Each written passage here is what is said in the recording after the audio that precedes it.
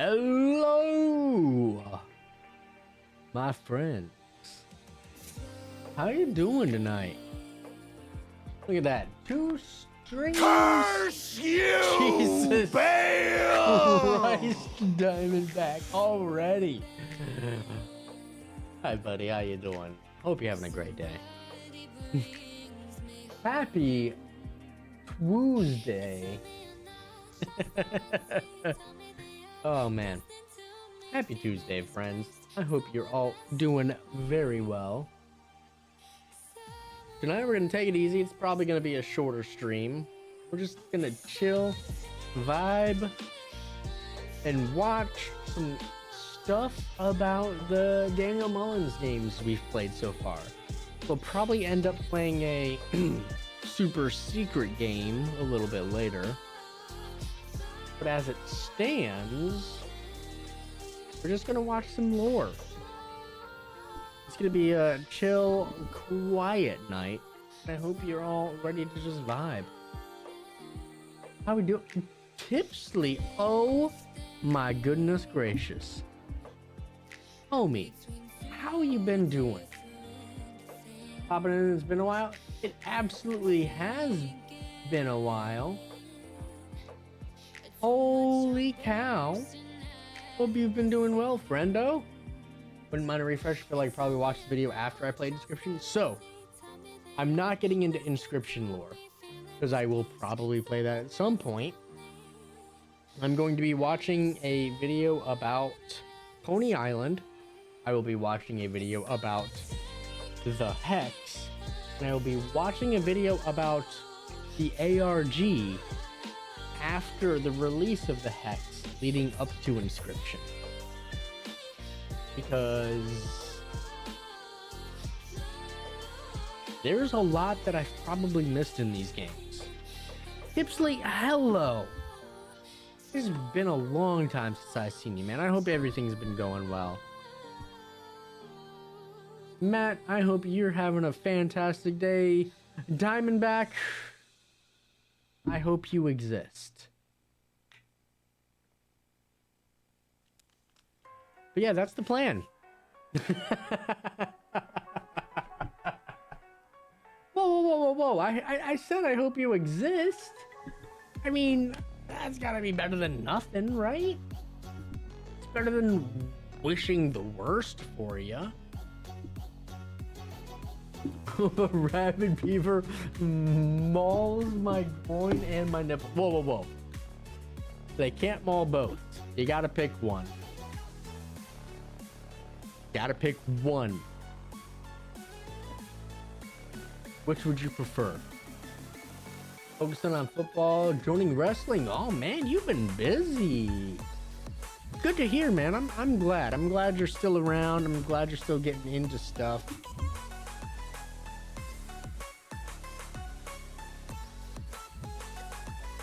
Plus, what, guys? Why are you ganging up on me, Artie? Artie, calm down. Artie, calm down. Artie, calm down. Diamondback is chaotic enough. I don't need you to give him more ammunition.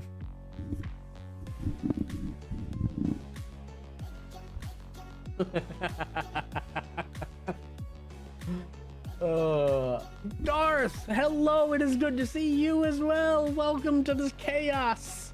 That's what we do here, apparently, is just chaos. I hope it's a great day for you, friend.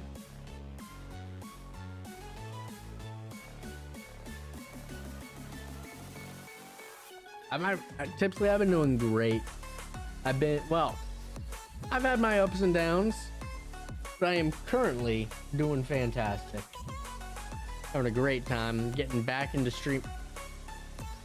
So I'm getting back into streaming, and it comes at a weird time because in a couple weeks my schedule may or may not become a little bit more limited, folks. But we'll see what happens. You know, we're just playing it by ear. That's what we do on the stream. We just play it by ear with what's going on. Yeah, Tipsley, you were here back when we started. You were here for the... I don't know if you were here for the Dark Souls 3 days. I know you were here for the Hollow Knight days. Yeah, that was back with the 50 follower revelation that changed the foundation of the stream. You were one of the OGs, buddy. Back in the... Hold on.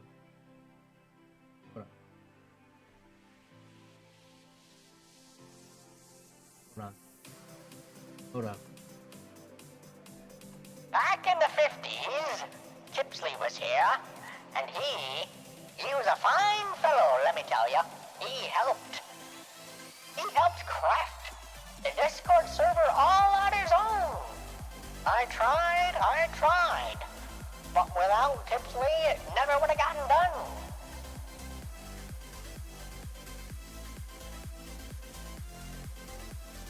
But yeah, that's the history lesson for anybody that doesn't know Tipsley.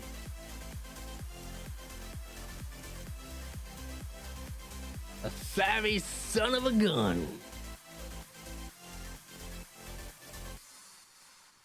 Yeah, we're just vibing. Like I said, tonight's a chill night. I don't know how long the stream is gonna be. It's probably not gonna be too terribly long. We're gonna be watching some videos. I got 3 queued up already. Got 3 videos queued up. None of them seem too... Oh my god, that one is way too long. We are not watching that. We'll have to figure that one out. Holy shit, Diurnus. Everybody's showing up tonight. Hot damn. Hey, Diurnus. How you doing, buddy? How have things been? I hope you've been well. Fun fact, I was just talking to Mr. Onion Turtle a little earlier. He may or may not show up a little bit later. Shot. I'm sure that's not what you meant. But but I feel you. I feel you, brother. One of these might be a little bit harder to find a video on. Because this video looks like it's 5 hours and I am not staying awake long enough to watch that entire fucking video. That one looks a little shorter, but we're gonna be watching that. Okay, I mean, the past few months have been a little rough, but I've been okay, you know? I got, doing great. If everybody, please, I need you to cross your fingers for me. Couple weeks, I should be starting a new job and things are gonna be fucking dope. That's right, I said it. Fucking dope. It's gonna be great. It's gonna be awesome. It's gonna be swell. Awesome. But if it hasn't been too entirely obvious, I've been on the celebratory sauce. Out in Greenwood. How? I hope you're living out there, because if not, that's one hell of a drive for you, buddy. What type of job? It's sales, but it's not sales. Out of the wood. Out in the wood. Yeah, already you know. Diurnus. I know. I'd been meaning to call you. I'm just a piece of shit. You know it. I know it. Already knows it. I'm just a piece of shit. I've been meaning to call you. I just haven't. We haven't chatted in a while. It'd be nice to hang out and chill, vibe, and all that good stuff.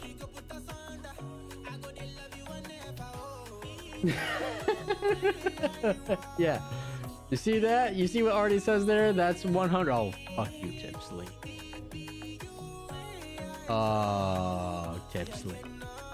Oh, Tipsley. Oh, Tipsley. see you. I see you. What is that? 10 pushes. I'm dropping shit over there.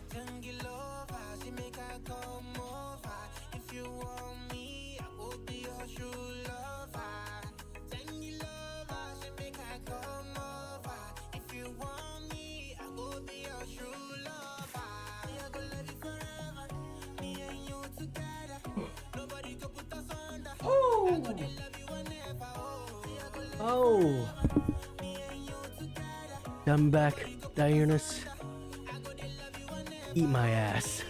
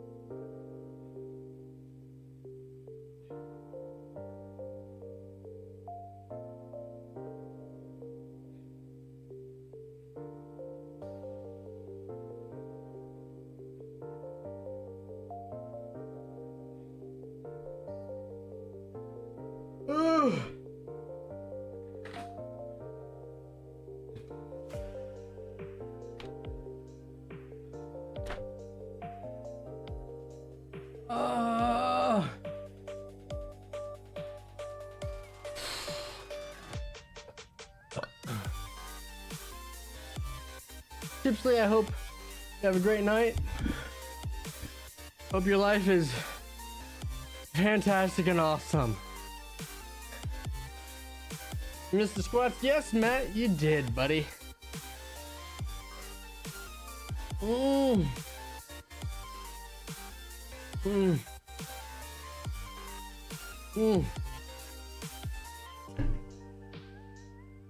Gotta wait to see him again. Oh. Whew. All right. So, late last year, I played a little game called Pony Island. It was the premier breakout hit for an indie developer known as Daniel Mullins. And it was a game about horses, but it also wasn't a game about horses. There was much more to the game than one might see at first glance. After Pony Island, he released a game called The Hex. We played that last night if you were here. It was an insane game. Absolutely crazy. But knowing me and my tiny little walnut brain, I probably missed a lot. So all we're doing tonight is you're just gonna try and see what we may or may not have missed in the story of the two games. They are seemingly unrelated games, but knowing Daniel Mullins, there's more to it than that. There's probably a connection between the two. So, it's gonna be worth checking out. Like I said, very likely a shorter stream. We're just gonna vibe. Everybody get yourself a nice toasty beverage, like a nice chamomile tea. Get yourself a nice little cozy blanket. Get yourself a little savvy cozy there. Get curled up in your blankets. We're just gonna be vibing, hanging out, and just watching a couple of chill vids tonight. There is, like I said, there is a chance, nay, a strong possibility that we will be playing a secret Daniel Mullins game, but we'll cross that bridge when we get to it. So if anybody here has played these Daniel Mullins games, please sit back, enjoy the ride. We're just gonna be vibing tonight. All right, that's the wrong mouse. What am I doing? All right, like I said, we're just kind of vibing, watching some stuff. So you see, I got Story and Lore of Pony Island, Story and Lore of the Hex ARG. This is what we're looking at. These are the three big things that we're looking at tonight. And we're looking at this game, perhaps, maybe. Because if we look at the store page, it's by Carla51, which may not mean much now, but it might after the Story and Lore of the Hex. All right, let's get into it. So we got this video that's 16 minutes. That's the one that's the main one I was looking at. It's got a lot of views. This one's 19 minutes, 20. This one's way too long. That's 2 fucking hours for Pony Island. I don't think Pony Island needs 2 hours. Like I said, short, tiny, minuscule baby stream tonight.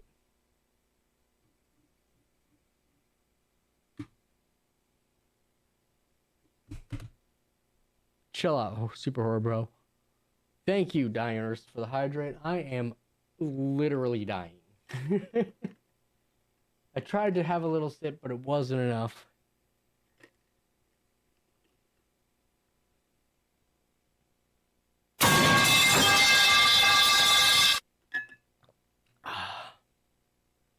Thank you, Diamondback, for the attempted jump scare. It ain't working. You're gonna need to try something new, buddy. Koala, hello. Hope you're having a great night.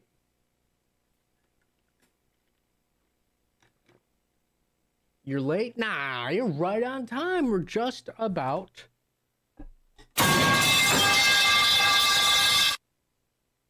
to start the first video of the night.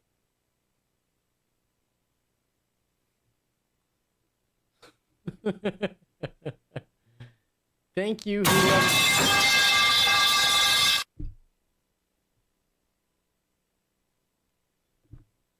buddy. Buddy, you okay? Need to get a firm grasp. Do I need to show you how to hold a pipe? I don't think that's allowed. I think that's against the TOS. But you should know how to hold a pipe by now. You're 20 plus years old. You should be able to hold a pipe.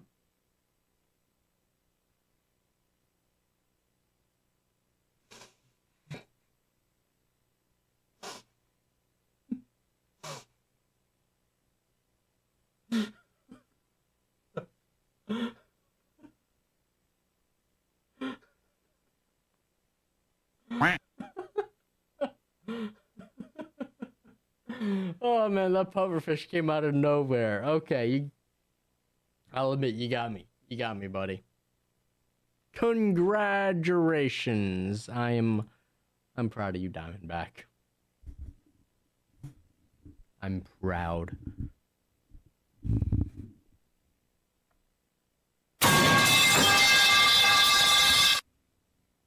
Son, I was proud of you, and then you had to go and drop another metal pipe.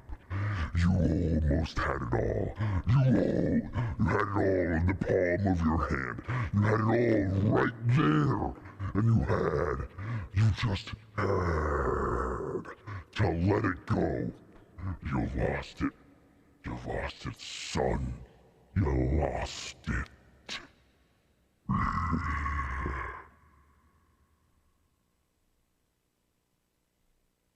Everybody else, I hope you're having a great day.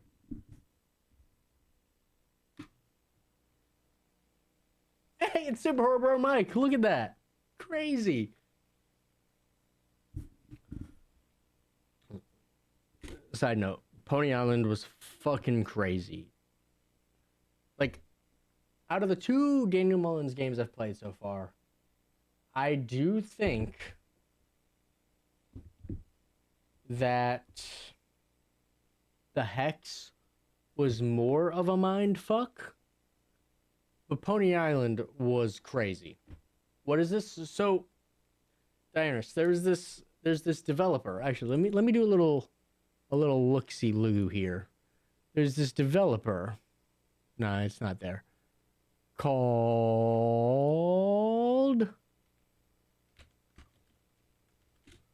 Daniel Mullins. And he has created 3 games officially. He's working on a new one, but he's created 3 games officially. Pony Island, The Hex, and Inscryption. Each one, as a base game, is very different. But they're all... I don't know the word. They're all intriguing. They're all interesting. They're all weird. So, like Pony Island, right? Let's look at Pony Island real quick, right? Let's watch a trailer.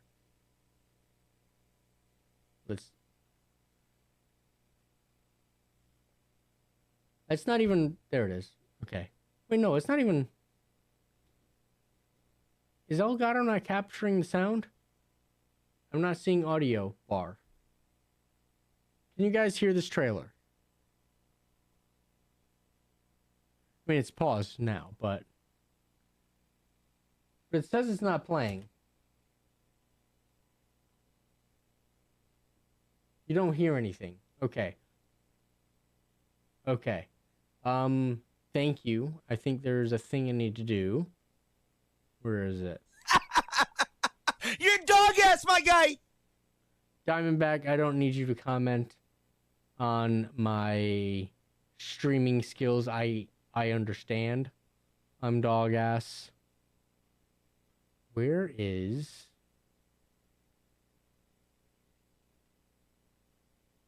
Where is it?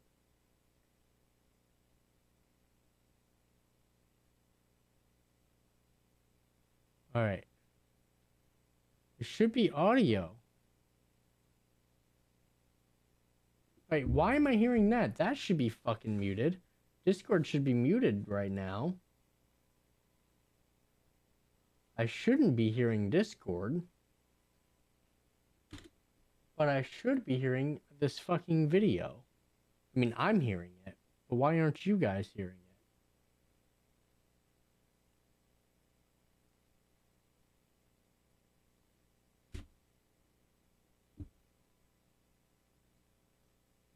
No. New idea. Let's do this.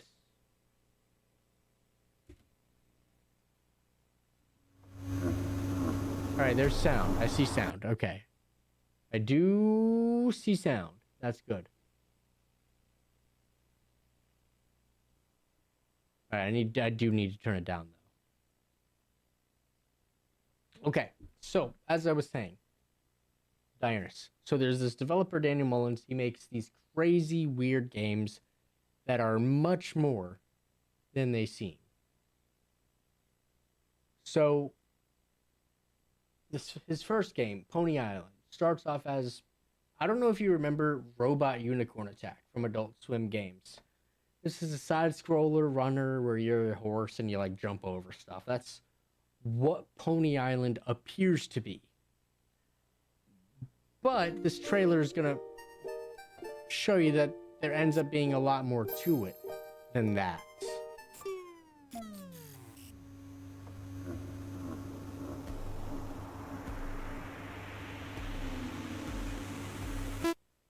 See, this is not a game about ponies.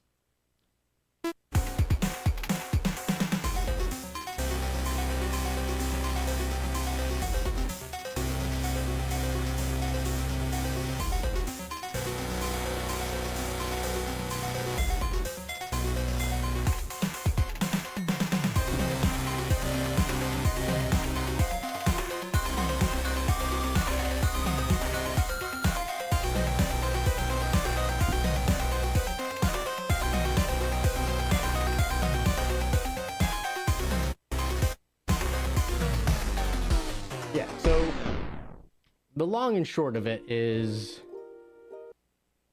I'm sure this video we're about to watch is going to explain more. But the long and short of it is, you are a person who is more or less in purgatory and or hell. I mean, not and or. Purgatory or hell. And effectively your punishment is testing this game called Pony Island.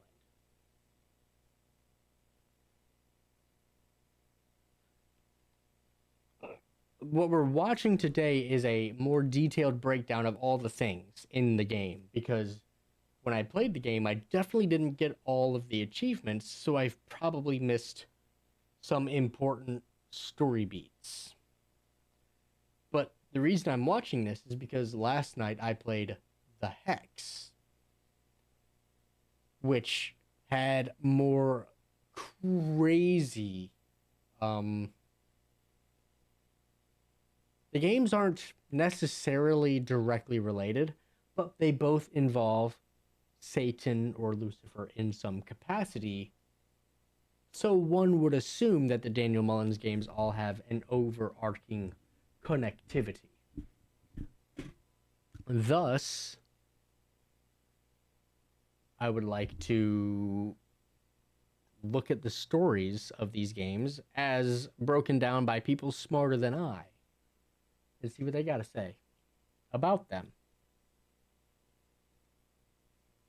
Onion Turtle, hello, welcome in, buddy. Hope you're having a great eve. We're just getting started. I was just explaining the situation to Mr. Diurnus, and let's see what we got tonight. So sit back, relax, and let's take a guided tour through this cursed pony-themed adventure. See, pony-themed adventure, it's super nice, super simple. As we begin this story explanation for Pony Island, there is one important piece of information to be aware of. Side note, I did watch a video last night, apparently, about a secret in Pony Island. Apparently, there was the secret in Pony Island, and Tycerax and I were talking about this back when I played the game. There's a secret in Pony Island that directly references Pony Island 2, which is currently still in development. And Pony Island 1 was released when? Fucking a million years ago, 2016. Yeah, 2016. Mullins was already talking about Pony Island 2, which is set to release hopefully this year, and he's released multiple games in between already. So, we'll see what happens. This is that Pony I got Island them is quite push-ups in meta already, in its buddy. storytelling, referencing both the character in the game and us the player. Therefore, whenever an action pertains to characters outside of a game, I will refer to them as happening to us or the player. Okay. Although this won't be relevant until quite far into the plot. So, like, most of this I'll already know, and if you've been here when I watched Pony Island, you might already know. But it's just a nice recap. It's nice to see it all put together in a story that I might not have connected correctly. Somewhere in a lonely arcade, our protagonist boots up an old cabinet with Whoa, a game. whoa. Hold up. Big news. Die. You moving? I'm gonna need to call you tomorrow. Let me know when you're free. We need to talk, brother. Titled Pony Island, made by System Tech Incorporated in the year 1992. At first glance, this game is unplayable. The start option seems broken. However, after exploring the menu, a portal is discovered, and this portal leads to code that, when tinkered with, unlocks Pony Island. These portals are found throughout the game, and allow our protagonist to fix issues preventing them from progressing, in addition to escaping some hairy situations later on. Side note, that's very interesting because I'm sure this will be revealed and expanded on later in this video and possibly in the next video. a portal was the key central focal point of the game, The Hex. I won't be referencing them every time, so just bear in mind that this rearranging of game code is key to progress for both the protagonist and us as the player. Also interesting, I did watch a playthrough of Inscryption. I don't remember much about it, but I don't remember. So in both Pony Island and The Hex, there is an aspect of coding involved in both games, which is very cool. How Daniel Mullins incorporates not only different types of genres of game, but the act of game development itself in his games. As Pony Island begins to load, a mysterious and sinister voice speaks out to us via the in-game text.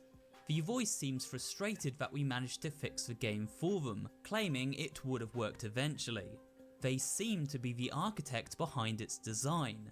It's now finally time to play Pony Island. As the name suggests, we play as a pony, running on a 2D playing field as we are tasked with jumping gates and avoiding enemies in a bid to make it to the goalpost at the end of a track. After completing a few levels, a creepy message appears. Experience the rest of Pony Island. Insert your soul to continue. It seems whoever is behind this game uses it as a platform to claim the souls of its players.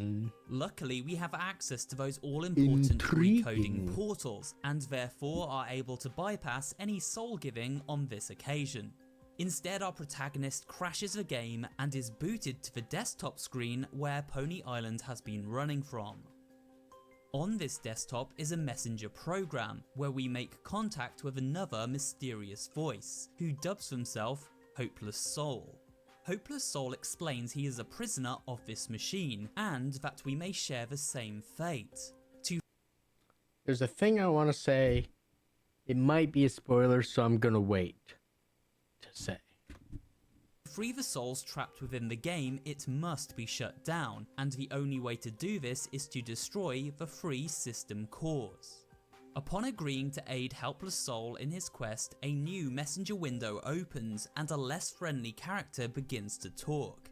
This appears to be the entity we had been communicating with previously, a being known as Lucifer. Oh no! Hopeless Soul warns us not to speak with Lucifer, but before he can say much more, our hapless hero is dragged back into a newly revised version of Pony Island. Lucifer taking control of the system and bending it to his will. Not Lucy! It becomes clear that Hopeless Soul was the character opening up these portals that allowed us to progress and alter elements of this digital prison.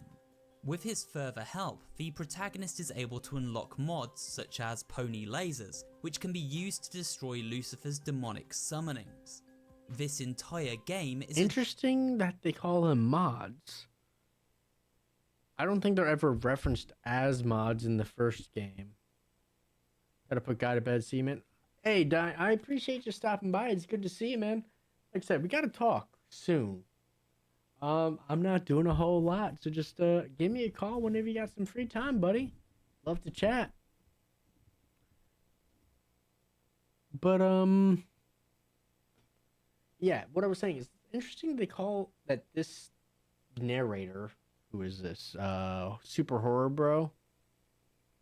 Same number? Yes, same number. Interesting he's calling them mods because they're not called mods in Pony Island to my memory. But there are explicit mods once we get to the Hex. Later, bud. digital hell, a limbo for lost souls created by the devil himself. The first core is known as Azazel and is protected by 4 locks. Azazel challenges us to defeat him by going head to head in a series of code-based puzzles. After besting him throughout these 4 challenges, we delete the core and weaken the prison. After core 1 has been deleted, Lucifer alters the landscape of the game world, changing it from a side-scrolling action experience to a more RPG-like adventure one. On this world map, many secrets abound, and these help us grasp the true story behind our protagonist. which they might get to eventually, but you see how he's a pony, a unicorn there, and a crusader there. That's a secret in the game you can find. It changes your character to a crusader. I don't remember if it has a lore implication. Well, it does have a lore implication. We'll see if this dude talks about it. The true story behind our protagonist. Perhaps. On the surface, it doesn't seem as though we learn a great deal about the central protagonist of Pony Island. We know his soul is tethered to the game, and that Lucifer wishes to drag it down to hell.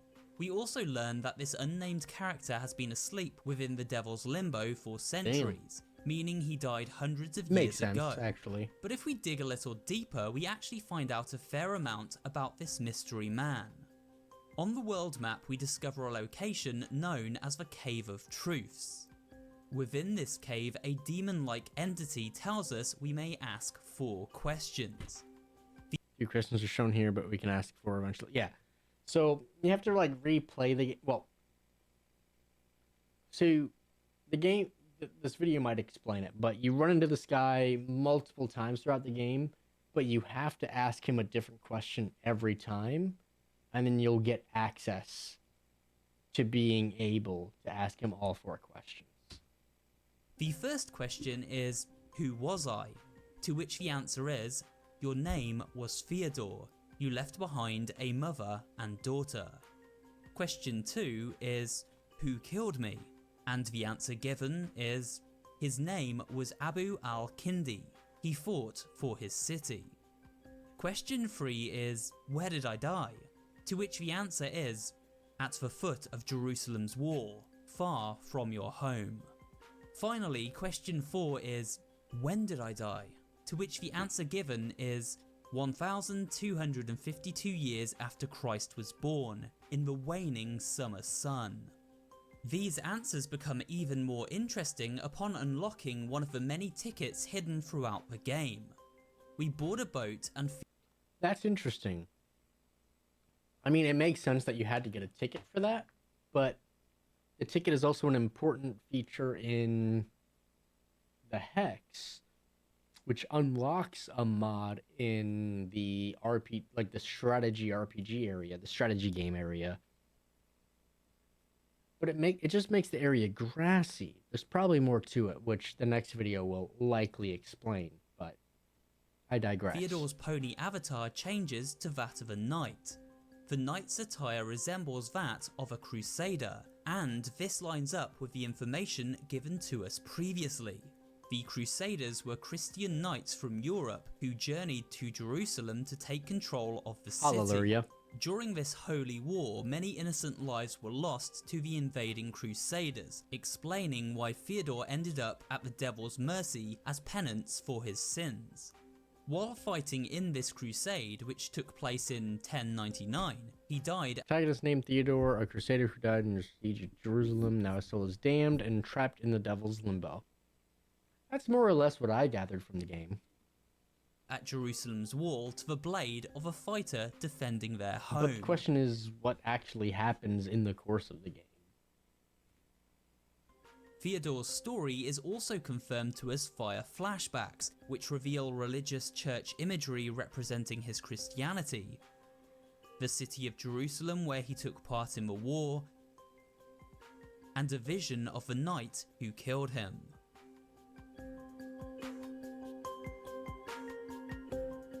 And so we return to the game, where eventually Theodore reaches Satan's keep, and here the devil himself appears to challenge him. But before the fight can properly kick off, Hopeless Soul manages to hack a portal leading to core number 2, this time labelled Beelzebub.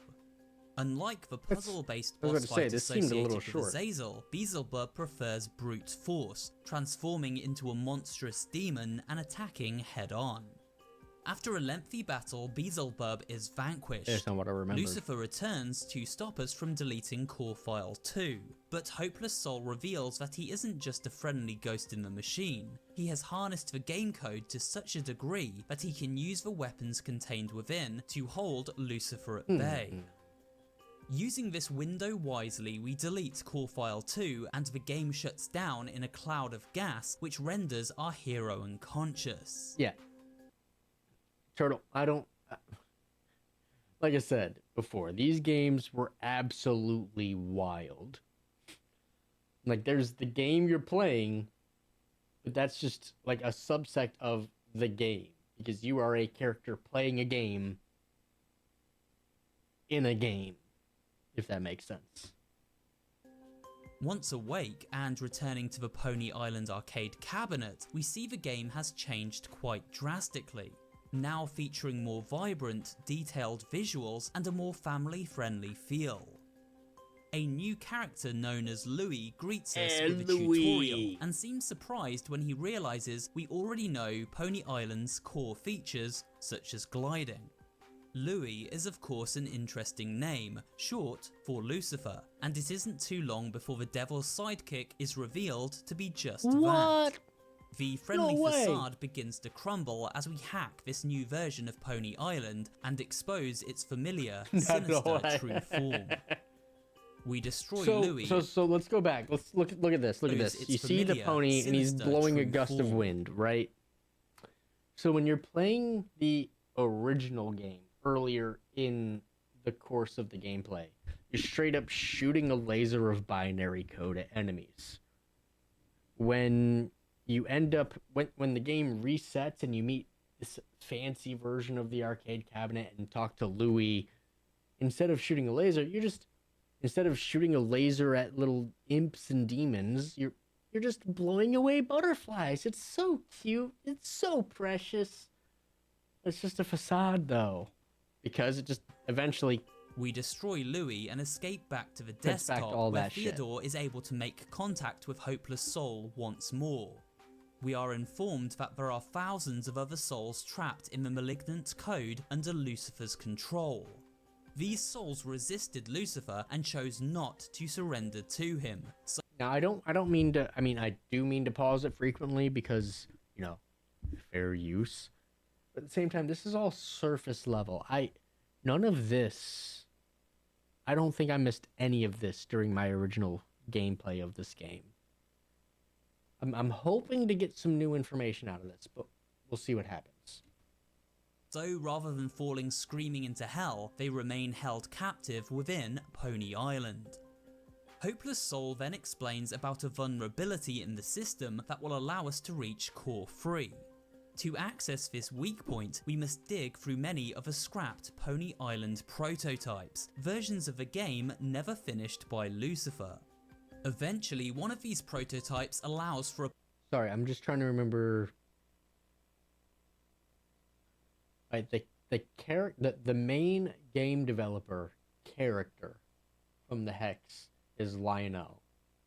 And based on stuff from the Hex, I do not believe Lionel to be Lucifer.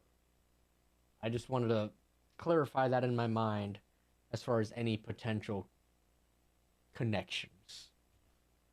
A portal to be opened leading to Asmodeus, the third and final core-based boss. Asmodeus tries to trick both Theodore and the player into failing his challenge, but if we resist, then he submits. I definitely failed that. I failed that challenge. You fucking got me, dude. This game was so crazy. Like, he popped up like Steam DMs in the corner of the screen down here to distract me. Like, I would look at the DMs thinking that somebody on my friends list was actually chatting with me while he was saying something important, and then would ask me about the thing he said, and I wouldn't know because I was looking at what I thought was a real DM, but it was not. And allows the final core to be destroyed. With all three Super cores deleted, the game. system is compromised and a file dump can commence. Hopeless Soul explains that this file dump will wipe everything, destroying even Lucifer in the process, meaning upon initiation, Theodore and the other trapped souls must run to safety as the game literally deletes behind them. Hopeless summons the souls of those trapped and tormented, turning them into ponies so they may flee the game world. As the system dump initiates, Lucifer shows up in a desperate bid to Not stop Lucy. us. Eventually, Lucifer is overwhelmed by the deletion of his code and torn apart by the very souls he once held captive. The system dump completes and Theodore's soul is freed. Theodore is sent back in time, returning to the gates of Jerusalem, his final resting place where he can find peace in the afterlife. Okay. While the game has ended for I its don't think I realized that that is what happened. lead character, for us the player, one more request is asked. Hopeless Soul still remains trapped within the Pony Island game that exists on our computer in the real world. So while the game within the game is cleansed, the actual game still requires deleting, and Hopeless Soul asks for us to do just this. To save his soul, we must delete Pony Island from our computer. But first, we need to dig a little meta. deeper. I have never played the game, but it's very reminiscent of Doki Doki Literature Club, which requires actual like file adjustment, for lack of a better word. And I know I already know like the deal with Doki Doki Literature Club. So I might play through it eventually, but it's not going to have the same impact as somebody going into the game blind. But it's similar, but very not. Because this does not require you to find specific files. If we choose not to delete Pony Island and grant Hopeless Soul his freedom, then it is possible to achieve a secret ending and with it, Boss Gauntlet. To achieve this ending, players must collect all 24 tickets hidden throughout the game. I have put together a detailed guide covering the location of each of these collectibles, as well as a playthrough of the boss itself. So I'll leave a link to that video at the end of this one for those interested. Once all 24 tickets have been obtained, With help Hopeless from, Soul pauses Mr. the game and Tyserax. appears to us once more. Which, hold on, let me do a thing here.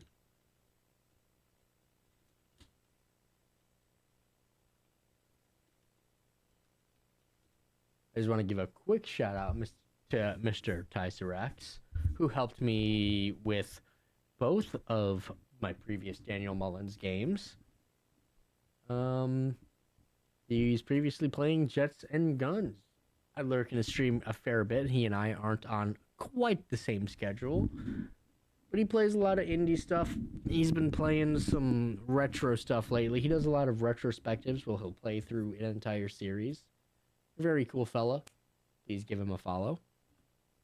Oops. Sounding a little disappointed that we spent our time searching for secrets rather than saving him from this digital hell, Hopeless Soul offers the player one final option: to provide us with true completion in the form of an ultimate boss battle. And so battle commences across 3 separate phases. Phase 1 takes on the form of the standard 2D Pony Island gameplay.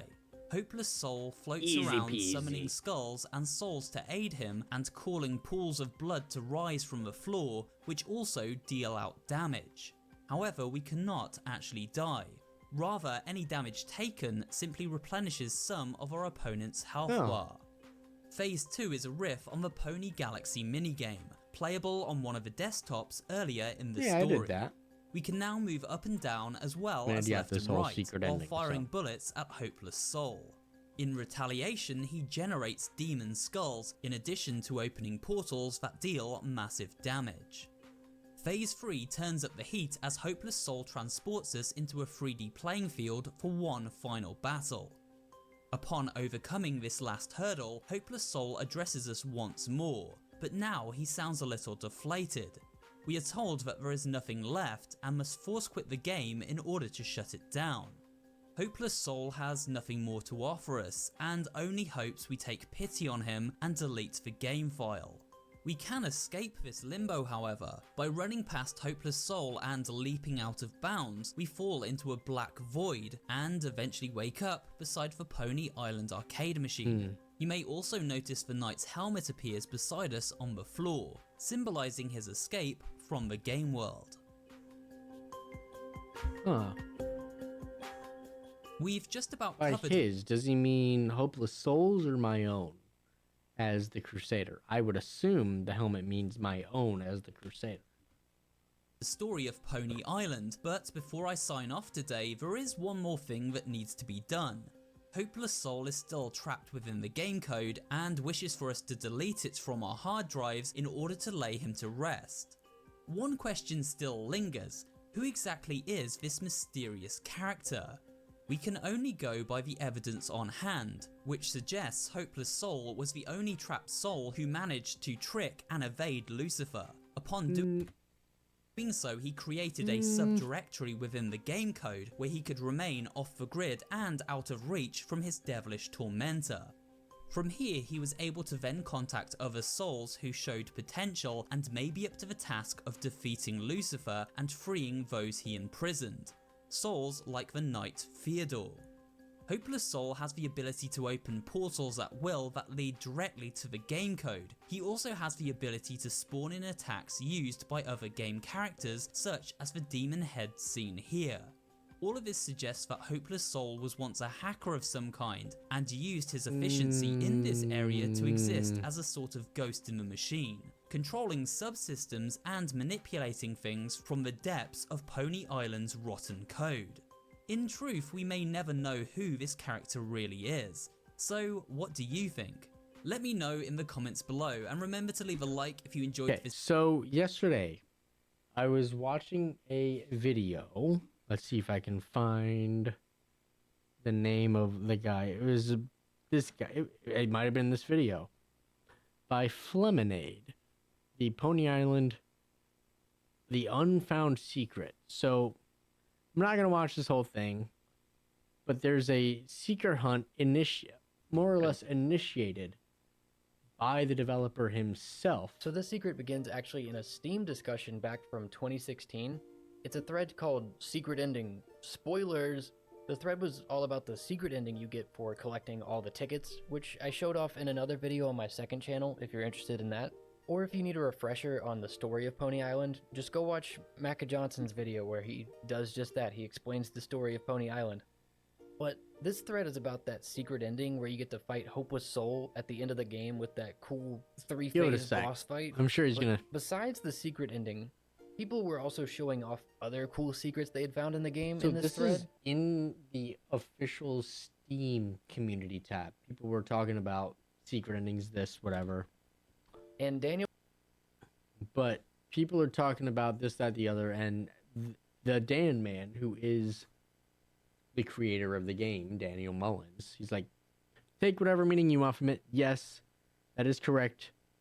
This is the secret I was talking about. So there... Daniel Mullins himself was popping in and congratulating these people on finding these secrets. But after most of the secrets in the game had been found, Daniel comes in with this message. I'm a little surprised. There's a secret with a good 4 to 5 clues hidden around that I haven't heard anyone talking about. And when I watched this video last night, I effectively, when it comes to the idea... Now, let's see if I can just find it. Is it here? No. There's this idea that when you're talking to the... What's his face? So this hidden text looked like it could be a possible lead to something more. Something, right? Talking to somebody. And people speculated this was some kind of like passcode. Well, we've got this chat window up here, so maybe we can ask Hopeless Soul about You're talking to Hopeless Soul, the dude that he was saying, hey, Hopeless Soul's helping you out, because he's this hacker that died, but he can get to the code. Hey, dude, what's up with this beeper 1132% Yeah, he's here? talking about the... Oh, First Kings speak the name of my servant to Lord Baphomet? Huh. Interesting. So I get the second part of this, just speak the name of my servant to Lord Baphomet, but whose servant are we even talking about here? Yeah, the secret was crazy. Like, Daniel Mullins is an actual psychopath with how he develops his secrets and his ARGs to not bury the lead. Like, this dude required, like, this secret required, like, seeing this weird repeated phrase and then asking about this phrase, but not just asking about the phrase, but like listening to the phrase in reverse.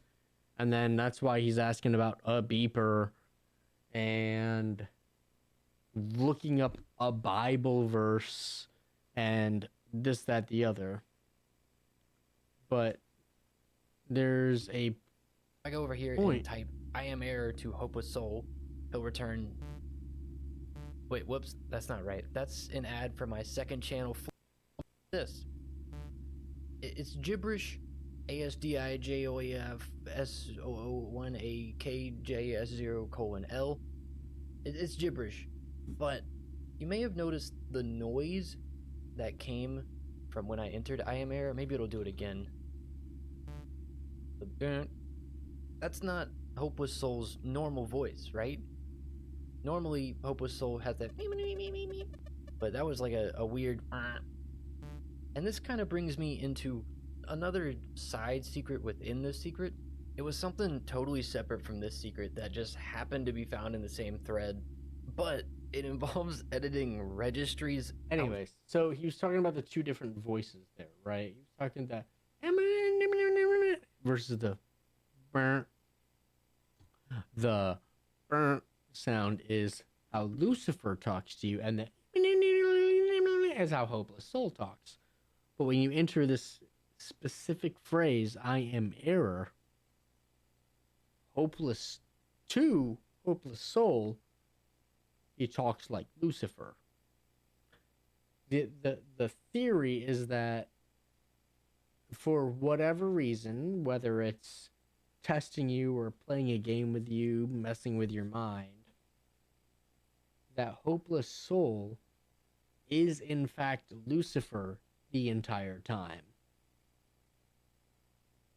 Which is fucking crazy. Because what? He's just testing you and you eventually escape following his own rules or turning his own rules against him? Something like that? Who knows? It's a crazy little thing he's got going on, right?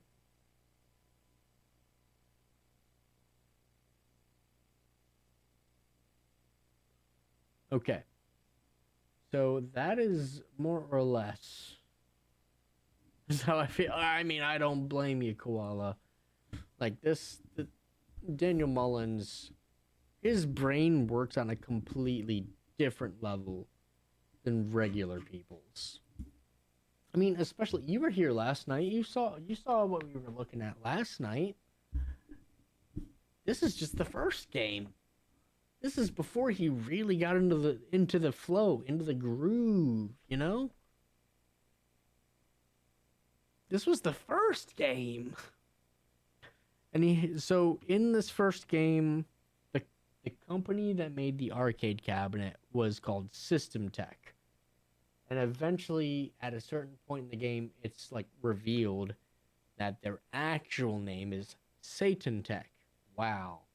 I wonder who runs them. Now the devilry stuff in the Hex is a little more subtle. Just a wee bit more subtle. But God, that game last night, dude, I played the Hex last night and it has been living rent-free in my head since. This game was so fucking crazy. And what the fuck is this fucking Warframe bullshit? You've seen bits of Inscryption? Yeah, Inscryption, like, I'm sure Inscryption has a super deep and crazy story, right? But I've only watched somebody else play the game and not experienced it myself. I bet Zuckerberg owns it.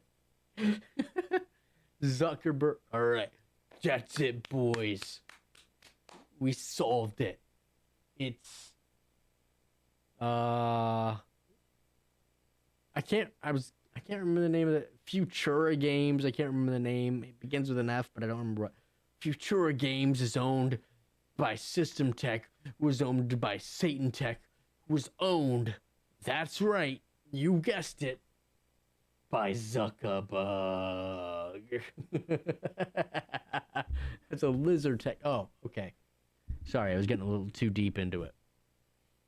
All right, so the Hex explained. This is the game I played last night.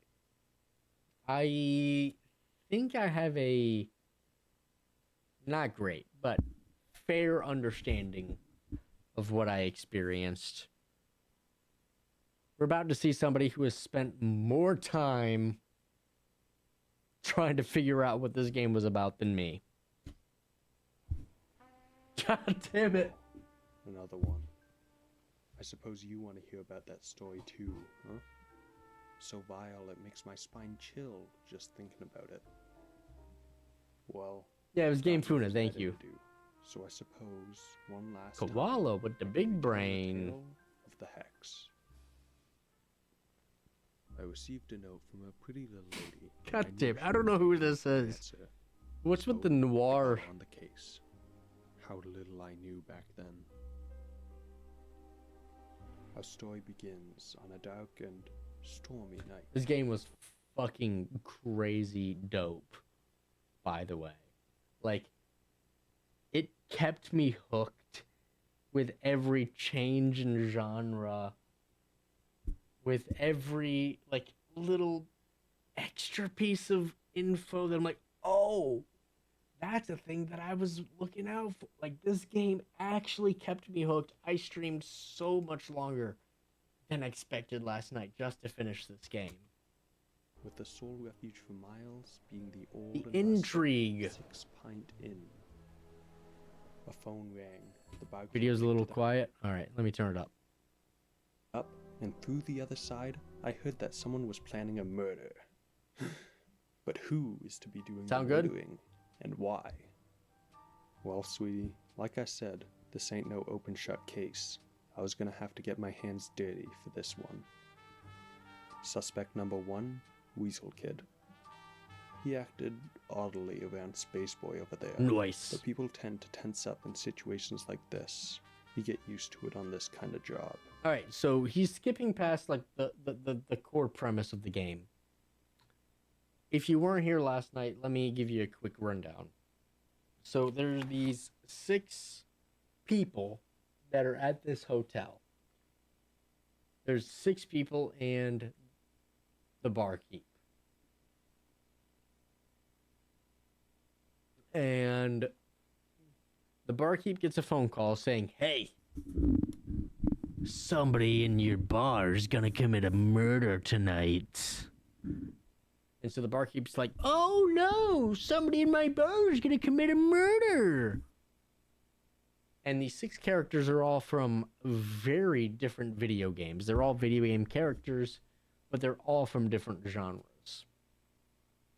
And you're kind of you're in the game. You as the player are kind of just there, experiencing, like watching the story unfold, watching the murder mystery unfold to see who's gonna commit a murder. Tails fell on some hard times. Bro, that's what happens when you get into the hard drugs. The methamphetamine, the crystal. Tails was going through it last night. Let me tell you, Onion Turtle. The barkeep Yeah, sent him Matt. upstairs to get a key, but as he A did, murder. the floorboards cracked from underneath him, and he fell to his death. The murdering so soon? No, he was only knocked out, which led to a flashback. Flashback. Super Weasel Kid, the good old days. We find ourselves in a sunny field and are greeted by a kind Mr. Shrewd. Oh, my Mr. Shrewd, my heart. Mr. Shrewd, my heart belongs to you. Sends us on our way to adventure. Needless to say, the game has overwhelmingly positive reviews. Forgot As about Mr. this. Machine puts it, who needs a game over screen anyway? So, side note, I don't know if it's gonna happen when I play Inscriptions. When I play Inscription, but both. The first game. Why is it already out of my brain?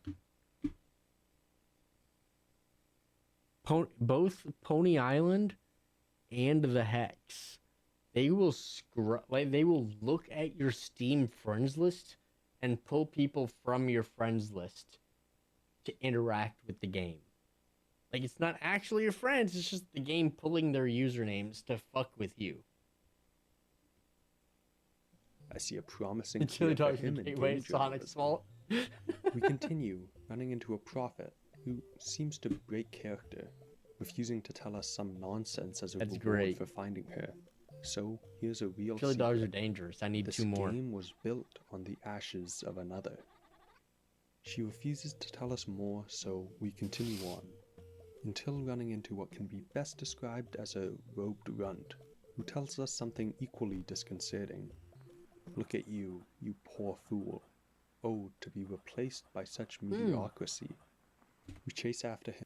Side note, it is nice to see some of these in between scenes, knowing who the cloaked figure is.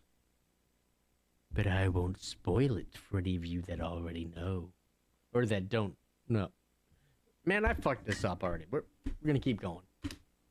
Him, only to fall into another flashback. Super Weasel Kid 2, Radical Road, the long-awaited sequel. Yeah, Super Weasel Kid 2, Things have baby! changed. We got shades, the clouds are wrapping, and Mr. Shrew has gotten older.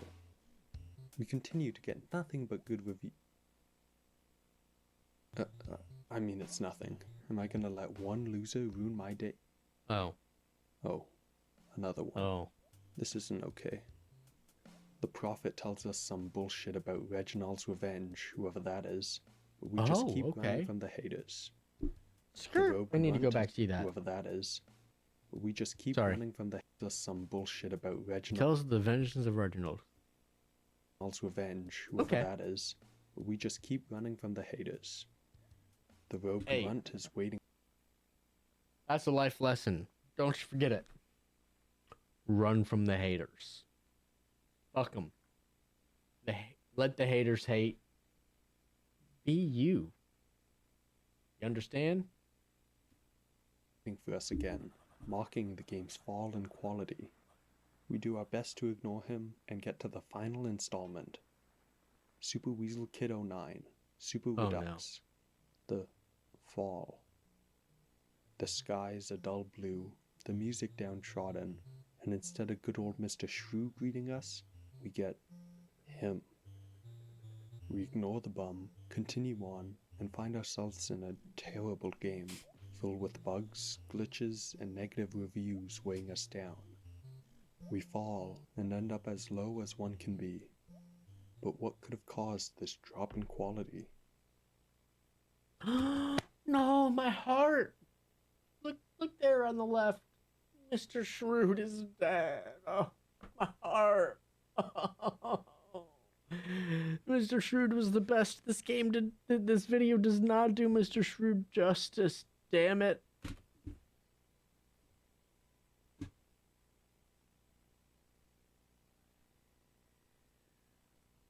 Without nearly enough evidence to find the culprit, I need some 7s for Mr. Shrewd in chat.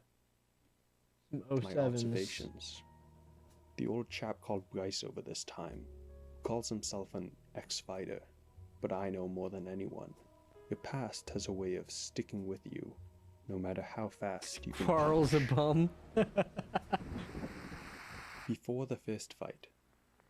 This flashback follows Bryce, a former Cooking Quest character, as he's trained to fight by this blue man, Irving. Yeah. But So, we'll learn more about him later. side note, Onion Turtle. I was talking to you earlier about this game I played last night, right? This game. Already, right? We've touched classic Sonic / Mario side scroller and fighting game.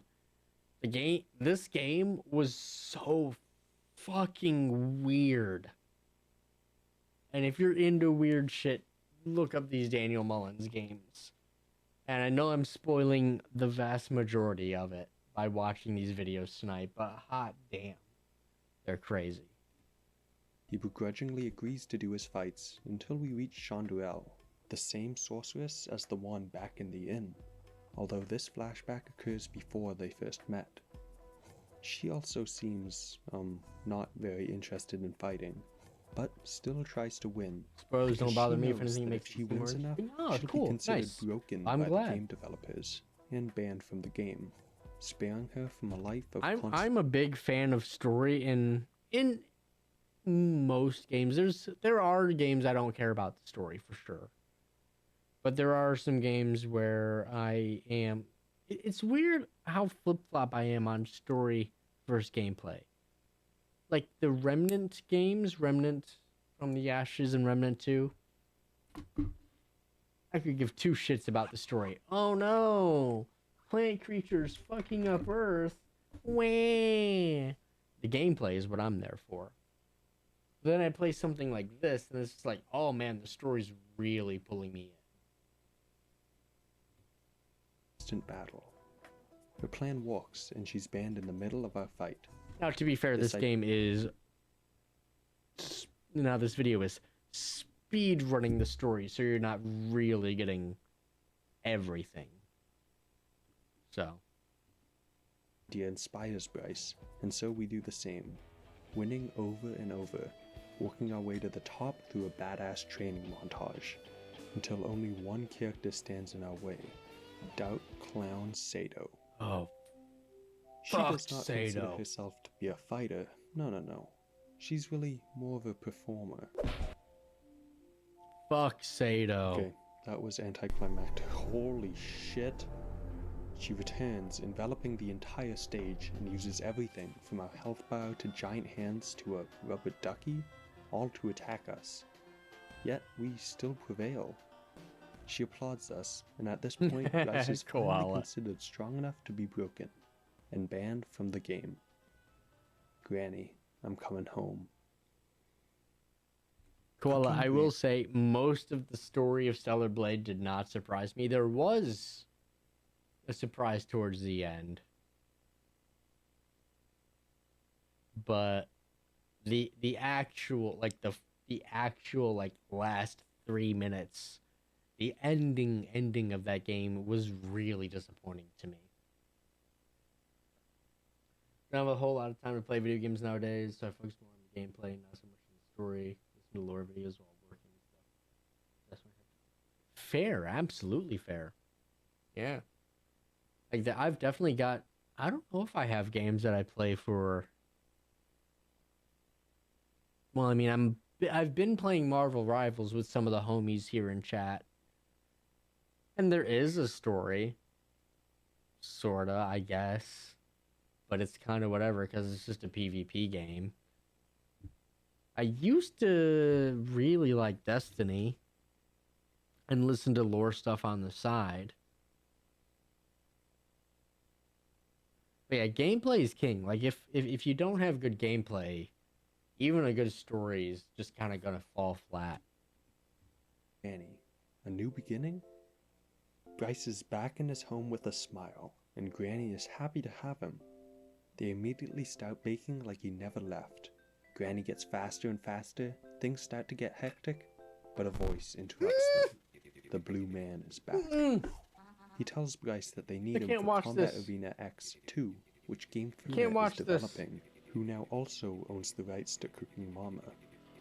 Refusing to go, Bryce rips off his shirt and prepares to fight, this time for his freedom. Irving compliments his stance. And, Grandma!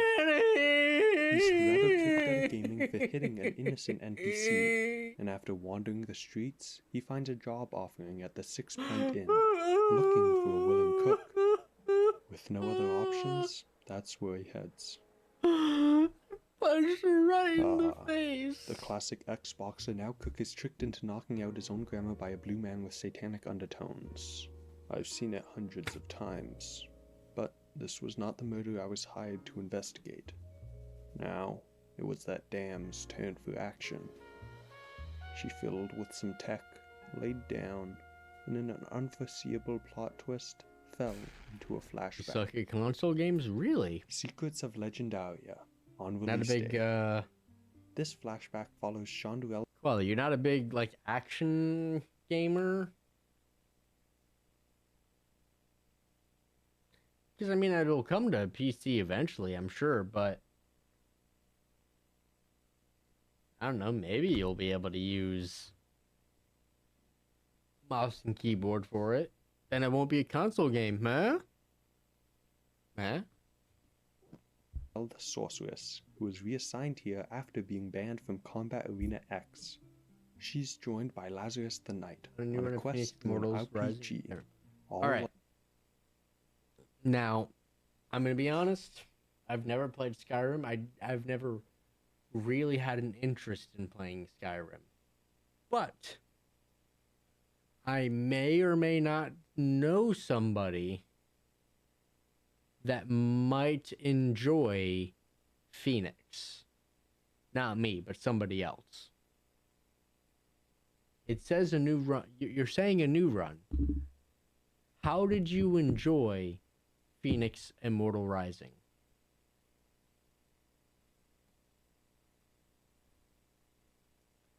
Because so my Skyrim issue is I played Oblivion. It was way too easy to break the game where I could just stand in front of a person and be in 100% stealth. And it just kind of turned me off of the Elder Scrolls. But I may know somebody, again, not me, who might enjoy Immortals Rising. And I just need, like, somebody to tell me that it's good enough to recommend to them. Artie, if you're still around, please pay attention. We're talking about a game that I may have recommended for you.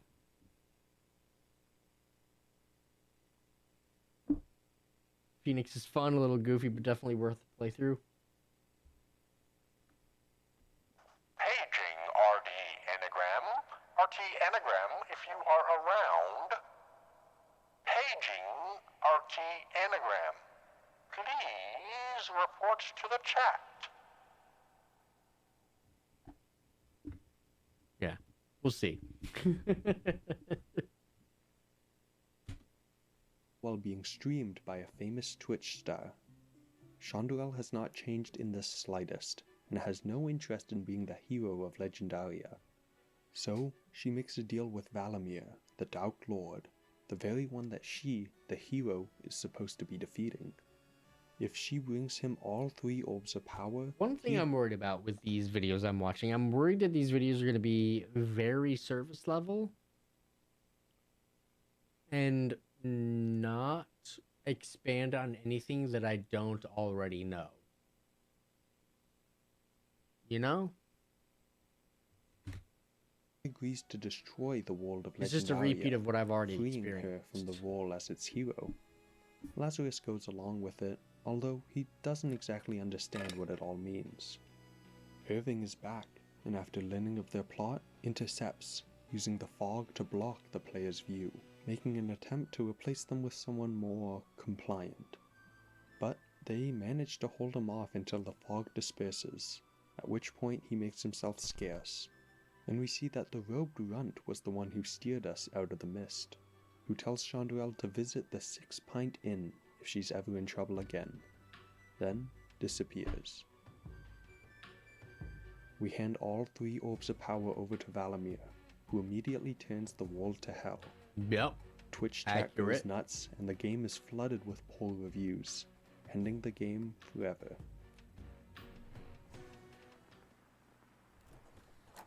Irving comes out of his office with some terrific news. As punishment for causing this disaster, he sends Lazarus to Vicious Galaxy, where he'll fight aliens for the rest of his days. Oh no, not And for Chandrel, alien. he has something special in mind. He decides to let Valamir inhabit a space inside of her head, leaving her stuck with him forever. So it turned out this machine she had been working on was a device to pull a purple guy out from inside of her head. At this point, I was far more confused than I was at the start of my investigation. So I decided it would be wise to continue on. Like, with her story, like, the game goes from, like, oh, okay, we're just playing through some little fun stuff, to, like, okay, things are getting a little weird now. Next up is this Rust guy. I've seen his type before. Oh, man. Crazy folk who murmur to themselves. Poor Rust. Think they're tough shit. Enjoy League of Legends too. Terrible people, really. Scum on earth. After being led upstairs by some holograms, he reached a room with that same robed runt that's been popping up everywhere. Lightning flashed and initiated a flashback. Waste World. Unfinished business. This flashback tells the story of Rust and his debatably radioactive son, Rocky, as they venture through the wasteland. Although problems quickly begin popping up. Missing textures, glitches, and aliens? Essentially, this game was never finished, so modders took it over, throwing in all sorts of out-of-place enemies, cheats, and mods, confusing the hell out of Rust and Rocky. So I know I've been pausing a lot and chatting and disrupting the flow of the video, but I just want to clarify to anybody who I may have interrupted the flow and reasoning of the game. Each character in the Hex is from their own very distinct genre. And when back in the hotel, you are changed to a new character, you're tasked with finding something. And when you start to get towards the thing that you're looking for, it initiates a flashback where you see the style of game that the characters originate from. For example, the big burly black dude who's a chef is originally from a fighting game. The weasel guy who's wearing the shades, who's really cool, is just from like a generic Mario Sonic ripoff. Right, that's why things are jumping all over the place in this video. In case my pausing and stopping the flow might have caused some issues of understanding. Who are both in way over their heads. Eventually, they run into everybody's favorite performer, Sado. She continues with her love for chaos and messes with poor old Rust, killing Rocky while leaving Rust helpless to do anything to save his son. We use a mod to turn back time, but she just kills him again, and again, and again. She sends Rust into hard mode, and at this point, Rust has already lost it, talking to himself like Rocky is still with him. Things get worse and worse, until Sado tricks Rust into thinking Rocky is still alive, reigniting his hope, only to blow it out once again. At this point, he has gone completely mad. Sado shoots him, and he's left drifting in open space. Then we see as he slowly, solemnly makes his way to the 6 Pint Inn. Maybe he wasn't that bad of a guy like I thought he was.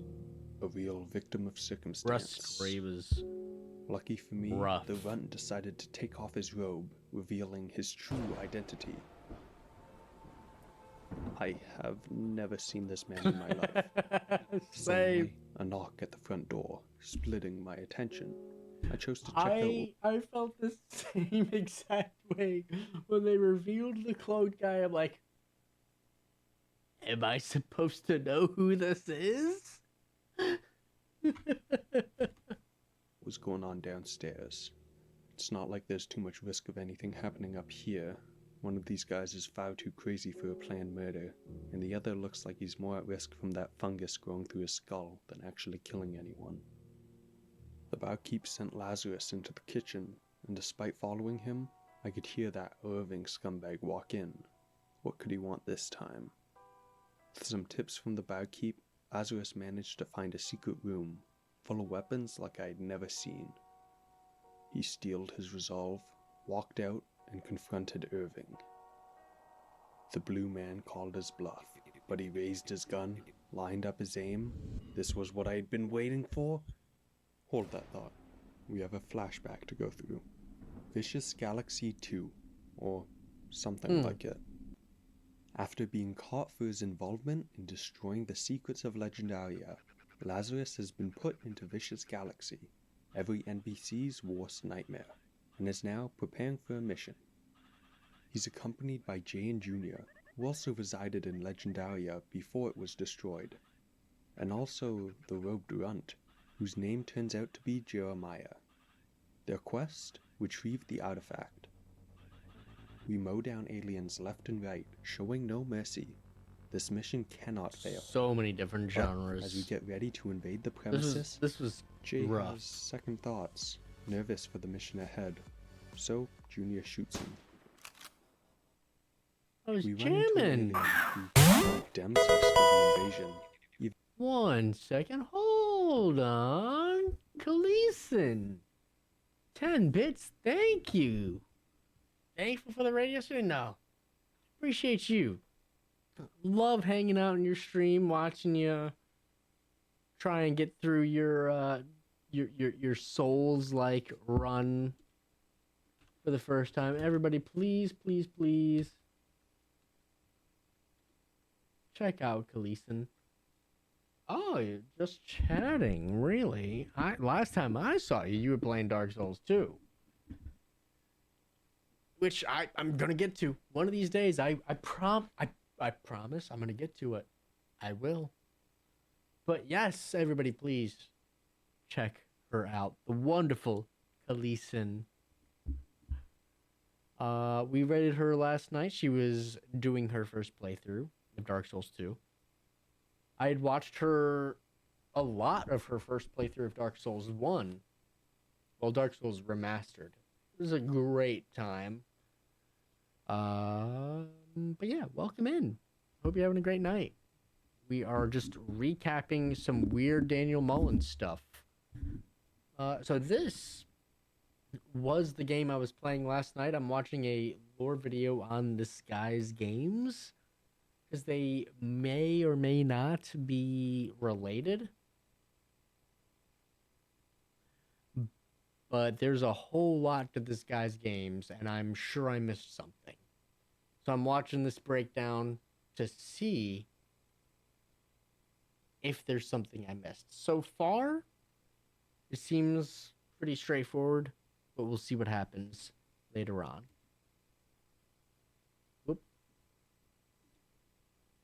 Even calling Jeremiah by name, and is quickly revealed to be Irving Dude, himself. This was the moment in the game last night that actually blew my mind. Like, actually changed what I thought I knew about the game. We run into an alien who condemns us for the invasion, even calling Jeremiah by name, and is quickly revealed to be Irving himself. This entire mission was a trick. While we might have thought we were attacking an alien base, we were really helping an attack on GameWorks itself. Jay didn't quit because he was scared of the mission, but rather the punishments he would receive for carrying it out. Before Irving can condemn us anymore, Weasel Kid... Now, the one thing that this video doesn't really drive home, right, is that Irving, the villain, like the guy that's in the middle of the triangle up there, the guy in the middle of the Illuminati symbol, isn't condemning our character. He isn't condemning. Maybe I need another drink.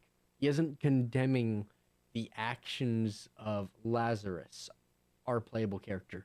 He looks straight up at the camera and condemns us, the player, for these actions. The inside man sets off an explosion, taking out the floor beneath our feet. We regain consciousness, having fallen all the way to the bottom floor, and see poor Junior, who died as his father lived, Or Junior. not contributing a single thing to the game. We connect some wires, get the elevator running, and pick up a pair of Uzis, brutally mowing down anyone who crosses our path, while it's serenaded with some ever-tasteful elevator jazz. We meet back up with Jeremiah and make our way to the detention center. The artifact is surrounded by guards, Like, so we'll... To be fair, I've watched enough movies, played enough games, watched enough TV shows that it's honestly very rare for a twist to get one over on me. But the Hex, it got one over on me. going to have to free an NPC to cause some chaos. Like I'm a particularly dangerous one. I've seen a lot of the tropes. Like I've seen so many of the tropes that I get them. I did not expect this game to deliver what it delivered. We run past some former bosses and come face to face with Sato. Ugh, Over the bickering of all the prisoners, we begrudgingly remove the fucking restraints, Sato. and everyone goes silent. Sato disappears.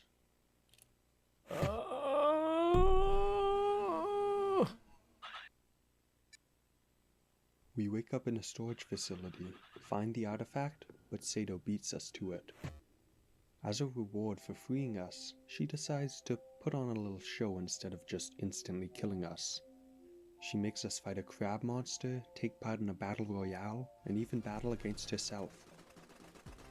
We somehow manage to defeat her, and she disappears. The artifact returns to us, and we make our escape. But as we leave, we see a small spider crawl out from the boxes.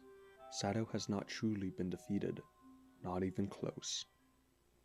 While escaping, we see Irving talking to what looks like a real person through a triangle on the wall. But now's no time to meander, so we continue I'm almost on. home from work, but I'll be lurking in the shadows for a few. Well, I appreciate you stopping by. I hope you have a fun, safe drive home, my friend. With our escape. And just like that, I had done it. I solved the case. Lazarus was the killer. Fuck yeah, Lazarus. Whoa, hold on a second. Wheel suddenly stopped time and decided to tell me more of what I already knew. But I'm not satisfied with this kind of ending, nor are my clients. Alright, so he clicked no. He did not explore what happens if you click yes. That is something that I don't know either. What happens if you are satisfied with the ending? Interesting to find out.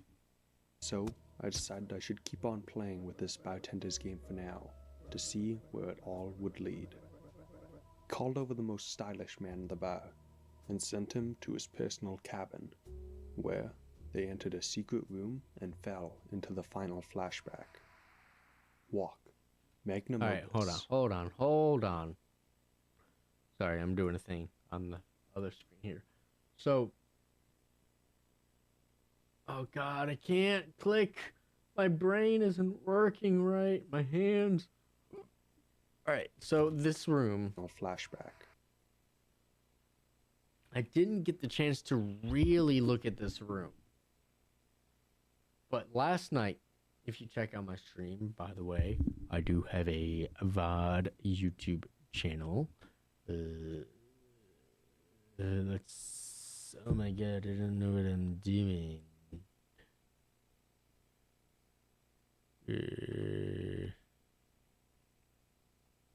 Does that work? I haven't set that up. Right, fuck that. Don't click that. Do not click that. There's nothing there. But Savvy VODs. I do have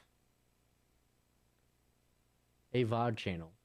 The video for my gameplay of the Hex should be up in a couple of nights. In a couple of days. I broke down one secret message in this runic text.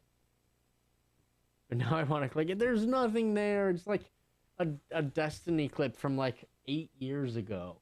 And like that's all that's on there. Maybe 2 Destiny clips from 8 years ago. I've had plans. I'm just lazy and I haven't done anything with that channel.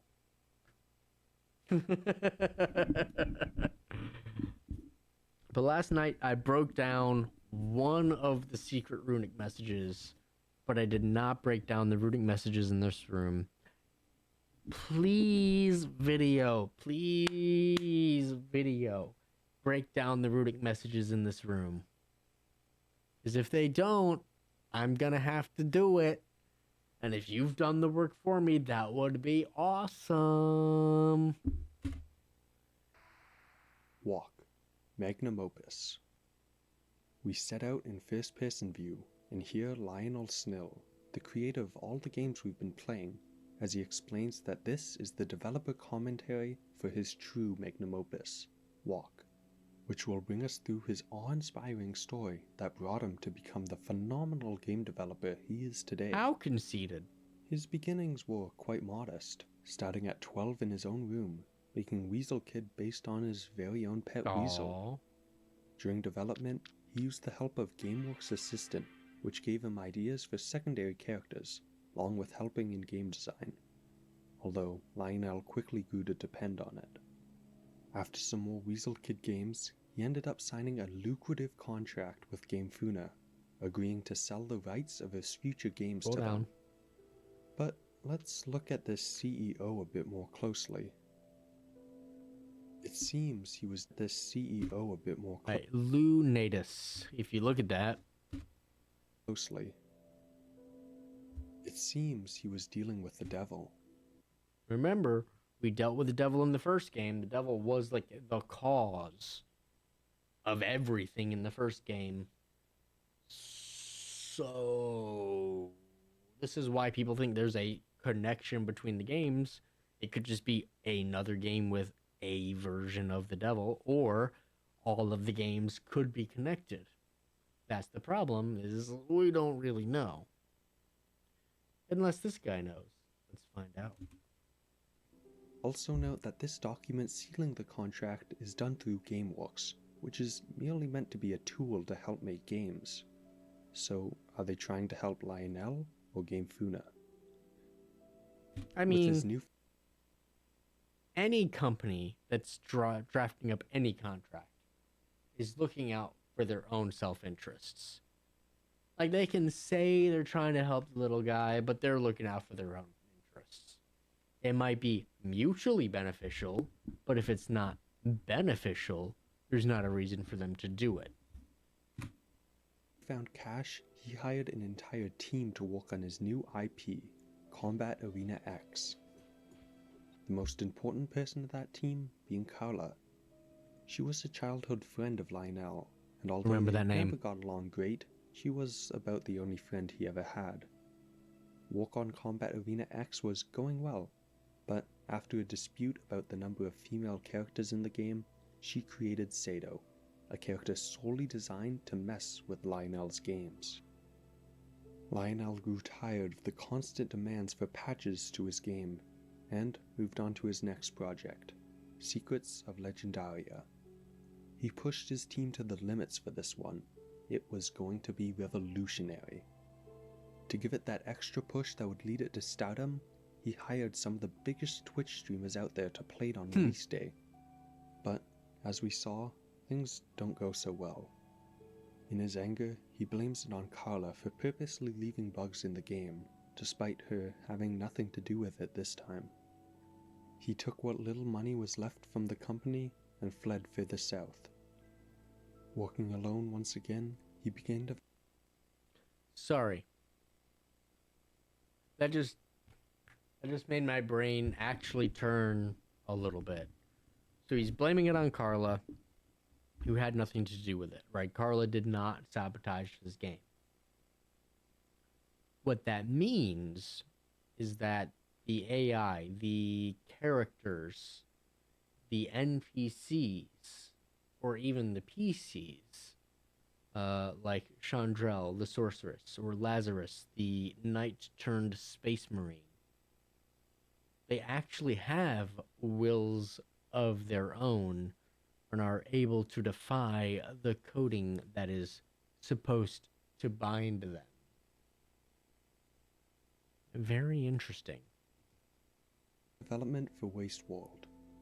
but would rarely make But it. what does that mean? Like, what are the NPCs and the PCs? Like, if Satan is involved in this in some way, do the NPCs have souls? Like, are Lazarus and Rust and Chandral, are they living beings that have been trapped in a game world? A lot to unpack here. More than an hour into coding before getting distracted by negative articles. He never ended up finishing Wasteworld, and in a bold artistic choice, left this section of the walk unfinished as well. His parents would call to check in with him, but he would just lie. He never had been good with people, and now that he had pushed his only friend aside, he was alone. His final straw was when modders started messing with his game. If he wasn't gonna finish it, nobody was, especially those despicable modders. Oh, did he ever get fired up when he got his hands on those legal documents. His greatest joy became taking others down. Those disgusting scrubs, though. Jeremiah interrupts our game for the final time and tells us to walk back whence we came when we see a door of light. He skips us past Lionel's ranting and we reach the end of the game. So this is another thing. I'm hoping that this guy, this YouTuber, explores the option I didn't take just for the sake of me knowing what's behind it without having to replay the game again. This scene represents not Lionel's past, but his future. All the recent indie games have been pretty shit, so Walk is a shoo-in for Game of the Year. We grab the trophy, and before sending us off, Lionel hopes his story is as inspirational to us as much as it was to him. His modesty truly knows no bounds. If we heed Jeremiah's words and retrace our steps upon seeing a door of light, we learn of a terrible truth.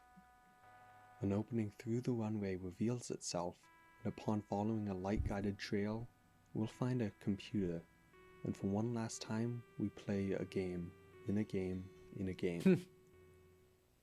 Some quaint 8-bit music chimes in, and we begin dishing out drinks in root beer tender, while playing as the bartender from Six Pint, although a much younger and able-legged one.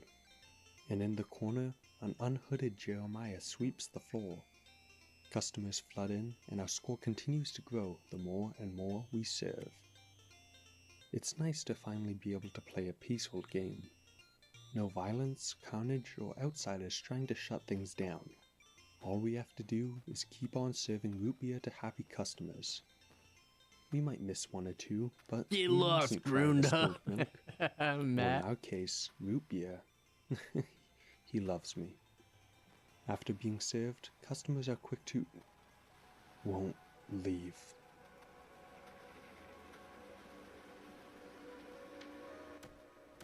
Lionel wants this. Them damn Grundas. A revenge plot, huh? I won't say I didn't see this one coming, because I definitely did. Regardless, we're back to the present. The old man gets everyone to put their hands on that artifact thing. Yeah, and at the end, he might break this down.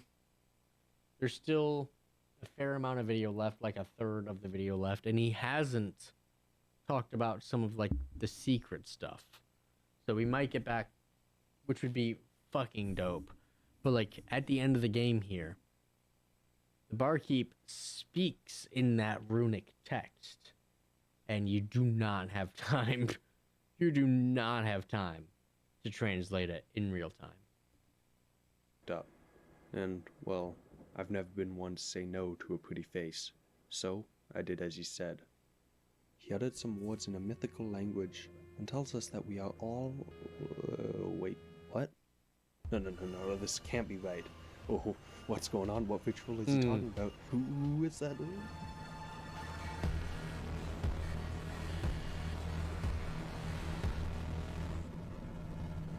fucking crazy game. So good.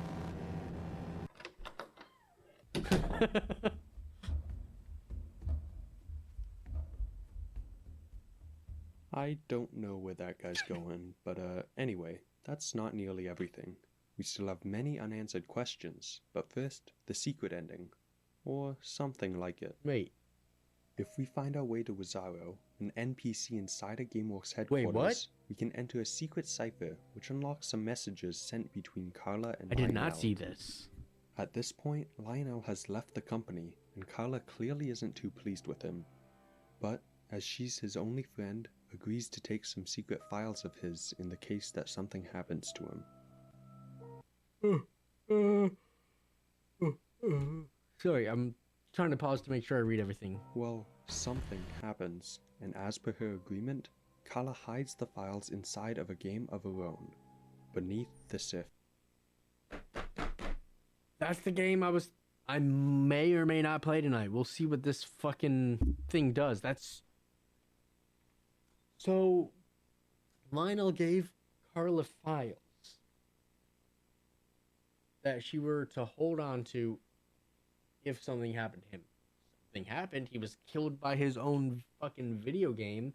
They made a portal that let a hand come out and choke him to death, which is why she made Beneath the Surface.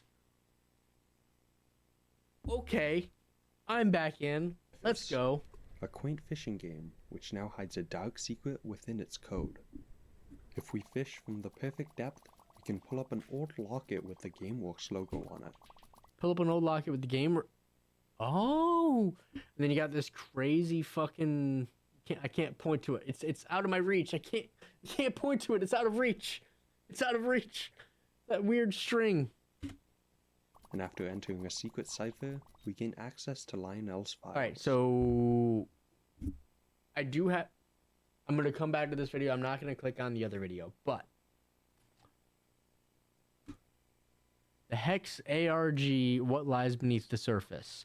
We're watching this next. This game seems to be tapping into it a bit. Or this video seems to be tapping into it a bit. I'm invested. Ticerax, hello. Welcome. My mind is being blown. Welcome in. We find ourselves in an early access version of The Walk, and listen, as Lionel, no longer in a cocky tone, but a sad and desperate one, talks about his suspicions. I'm recording this because I've... This is crazy, right? You were talking about a secret ending yesterday, Ticerax. There's a whole hidden wizard with a secret fucking conversation. It doesn't affect the ending, it affects the ARG, and I didn't know that. I didn't want to spoil. While it sounds crazy, Absolutely fair, and I thank you for it. I would have kept going if it weren't like 1 a.m. and I'm trying to get regular human hours of sleep. he's been getting a weird feeling. What is ARG? So an ARG is an alternate reality game. It's what it stands for. Essentially, it's when a company creates something that it's like a puzzle with it's a puzzle in the game that overlaps with real life. So you would take information from the game and use it in some fashion in real life to get further information. It might be as simple as, oh, you decode this message, it takes you to a website, this website gives you a thing, you take it somewhere else. In the most extreme cases, one of the most extreme cases I've seen is Bungie, like, with their game of Destiny, hid a real, like, sword in a forest, and it required an ARG to solve to find the GPS coordinates to find this thing. Like, it was a real prize for a singular person who was able to solve it. Most aren't quite that intense. but it's possible for them to be that intense. That his Let me back characters up. have This because I've. This is crazy, right? I don't think it was sort of. It was a replica of something from the Destiny game. Hold on. Destiny 2 ARG real weapon. The one Destiny? No. No. No. Is it this one? No. Forest. Daniel did it earlier for Inscryption. I'm sure he did.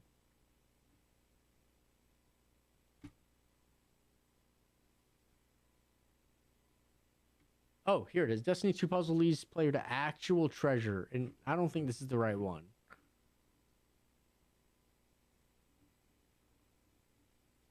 Because somebody found like an actual thing, and they ended up putting it on display in their room, and they took a picture of it. But you get the idea.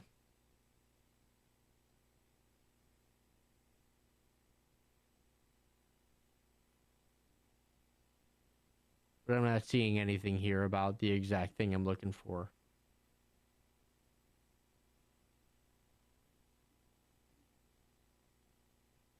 And this one that might be the thing I'm looking for doesn't fucking exist anymore.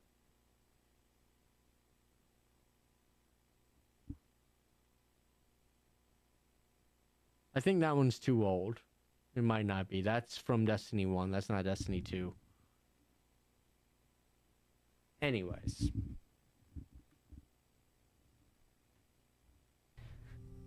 While it sounds crazy, he's been getting a weird feeling that his characters have come to life.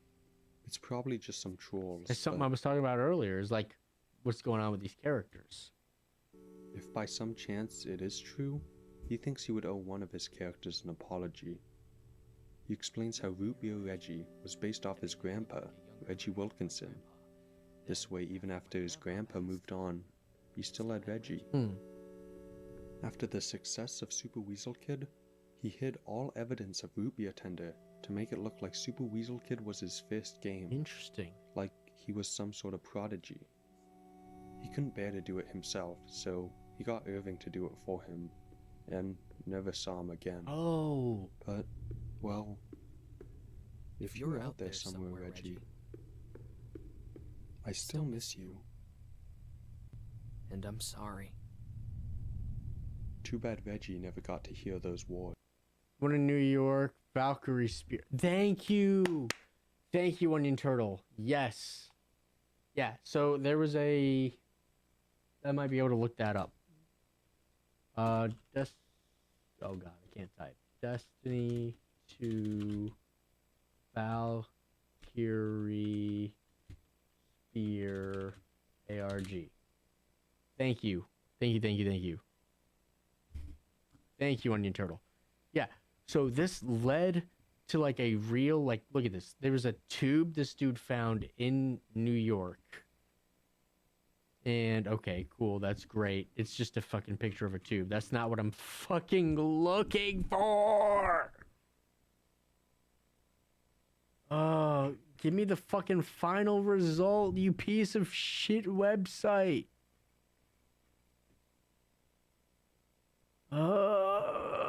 Everybody's just referencing the same thing. I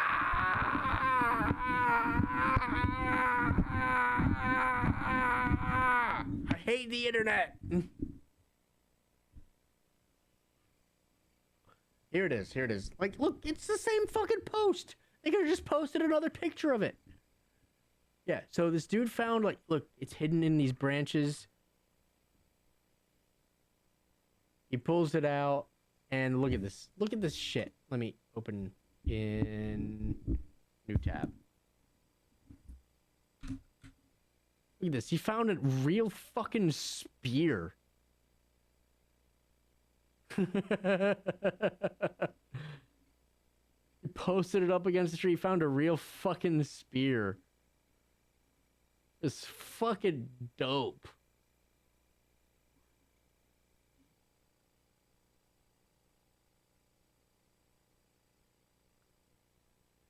The thing is, like, the community came together because they knew, like, everybody was like piecing the clues together, and this dude, like, they found like GPS coordinates, and this one guy's like, hey, that's actually like a mile from my house.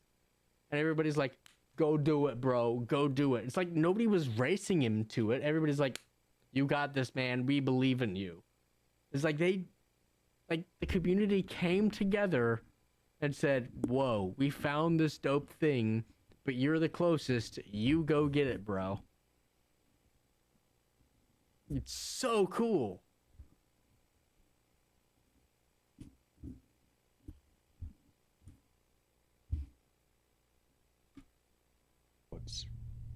The game crashes, and Sorry, let me go back.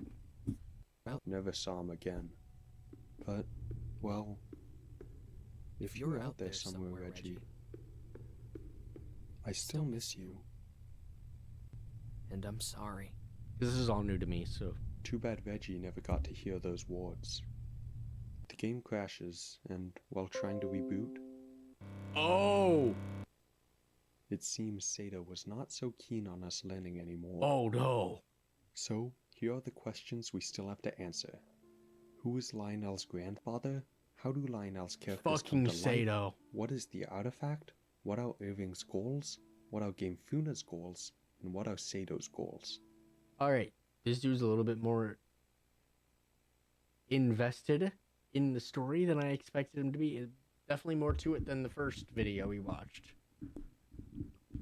If it was Pokemon cards, the forest probably would have been burned down. True.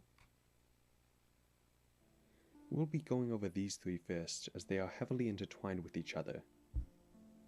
From the little information we receive in the Hex, Inscryption, and Pony Island, you may be surprised Wait. Don't you dare fucking talk about Inscryption.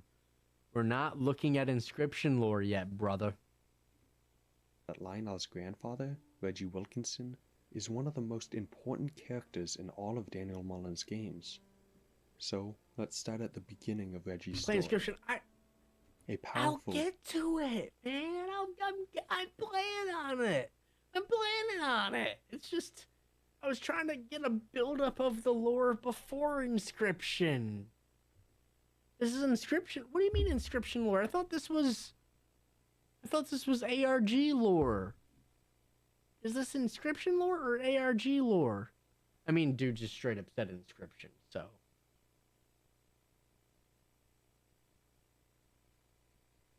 I want to play Inscryption. I'm planning on playing Inscryption. It's just...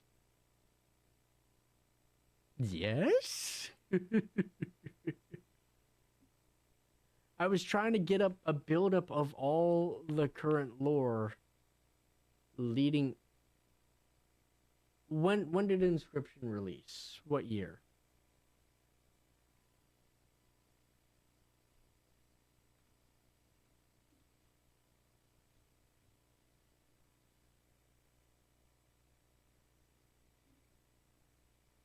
'21.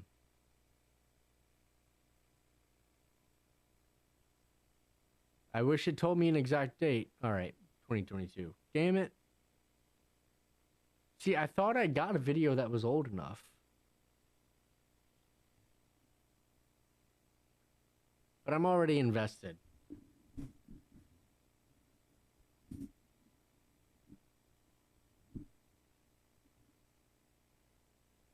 No, you were right. You were right. It was 21.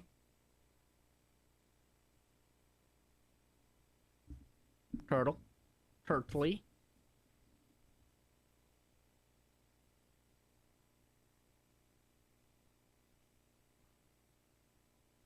I mean, I'm already fucking 3/4 of the way through this one. I gotta watch it. I knew it. I'm a genius.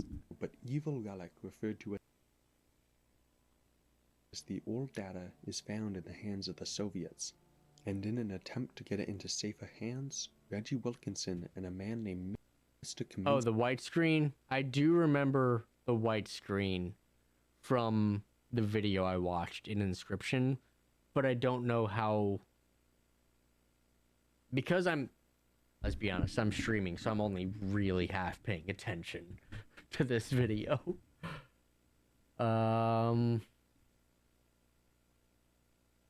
Shit. So, should I stop now watching this video? Probably yes. That's 2 years ago. I don't... Is there anything Inscryption-y? Yes. Fuck Inscryption. I'm trying to see something from pre-Inscryption. 11 months. Nope. Hex trailer. Nope. Hex explained. That's what I'm watching. The Hex Final Secret. See, that's from 6 years ago, but I want an ARG video from before the release of Inscryption, but I can't find it.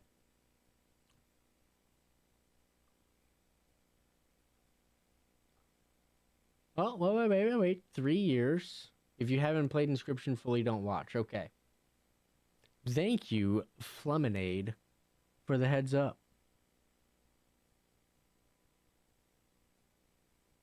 So it needs to be like 3 to 4 years ago in what it says here.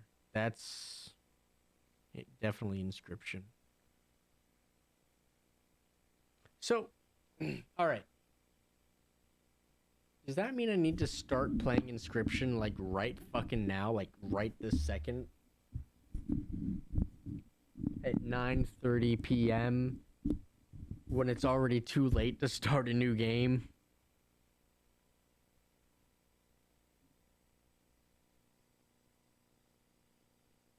That's what it sounds like.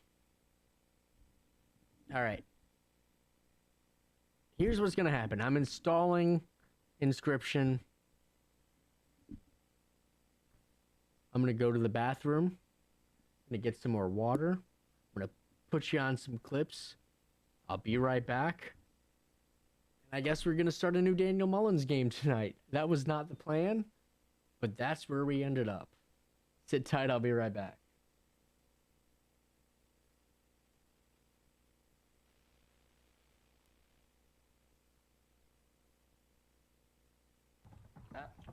Goodbye. Birthday present. Oh. Turrets. Fuck. Oh. Just fucking exploded and killed everything that was near me. Fuck yeah. There we go. Great. That really helped. That came in handy. Ooh, what's this item? Slow enemies on hit. Fuck yeah. Oh, right. Well, I'm done with that shit. Oh my god. That was something, man.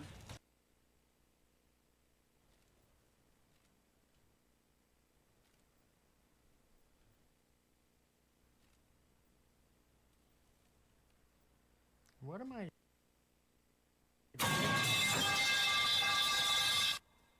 Oh my fucking god, Artie.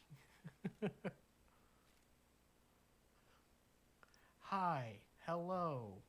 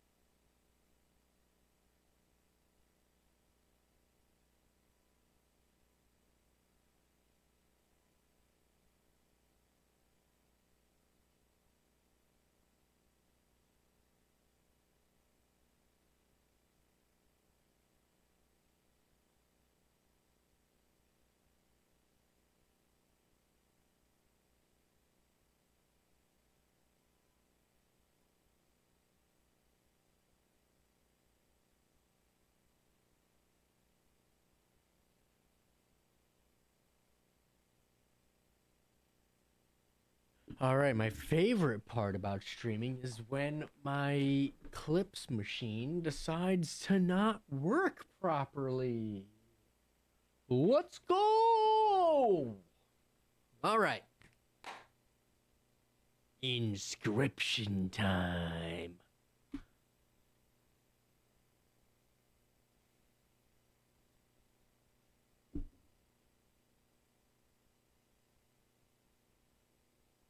If it loads. Sorry, shit, sorry. Everything's dying. Shit, sorry, everybody. Sorry.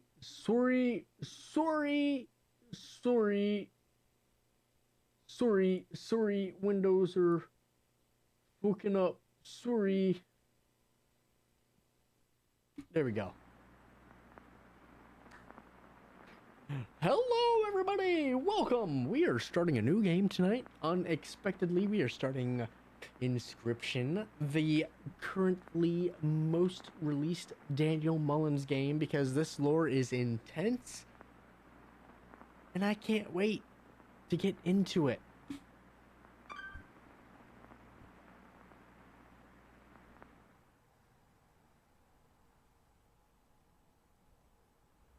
Okay, time to figure out what's on this thing.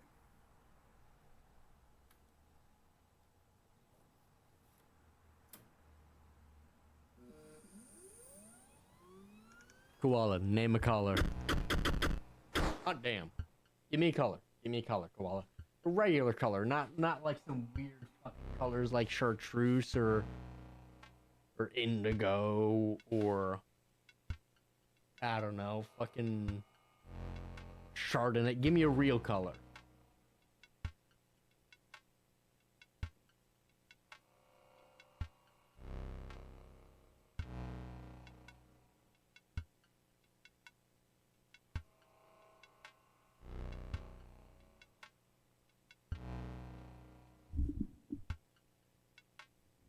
The rainbow has a number of colors on it if you need help deciding.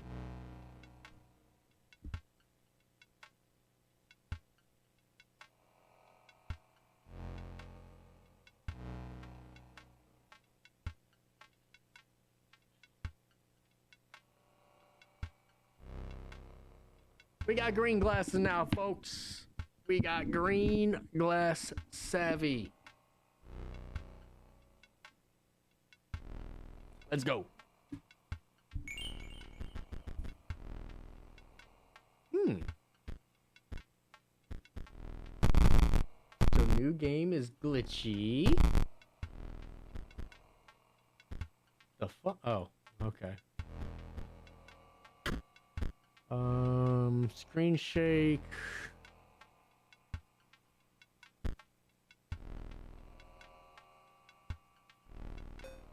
I need to grab.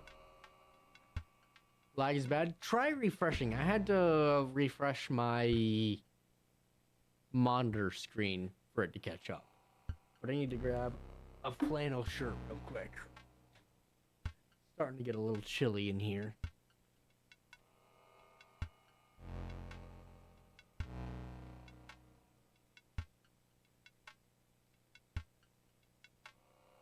Which is crazy with all the hot air coming out of my mouth.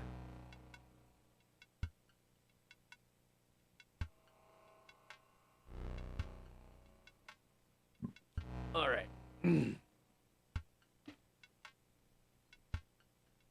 This all looks good.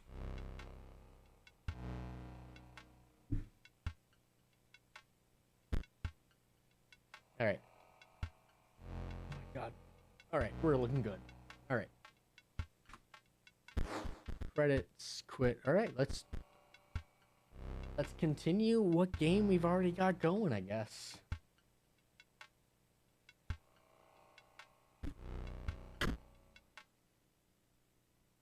Since we can't start a new game.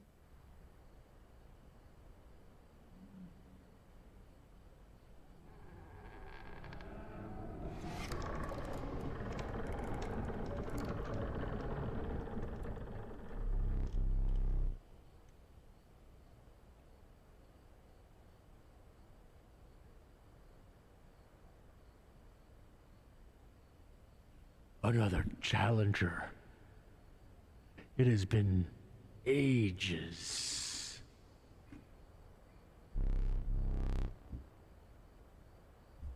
Perhaps you have forgotten how this game is played.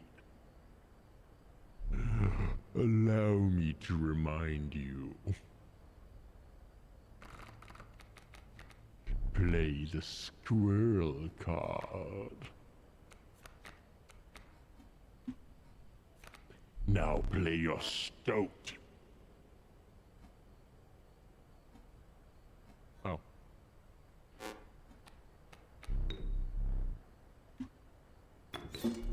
An honorable death. Play the stoat.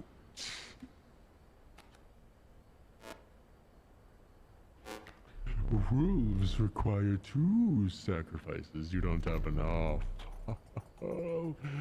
Ring the bell to end your turn. And commence combat. Alright, we'll do. Your stoat stands unopposed. The number on the bottom left is its attack power. 1. Your stoat dealt me 1 damage. I added it to the scale. You win if you tip my side all the way down. Like this. My turn. Your stoat stands in the way of my coyote. My coyote dealt 2 damage to your stoat. That means your stoat's health is 2 less. If a creature's health reaches 0, it dies. It's your turn again. You may draw from your deck, or you may draw a squirrel. How reckless of you. Alright, let's look at our cards. What we got? We got our... Can I? Okay. Just gotta scroll down. I think all of those need 2 sacrifices based on the little bloods. You are lacking sacrifices for that creature. Alright, yeah, I'm fucked. Alright.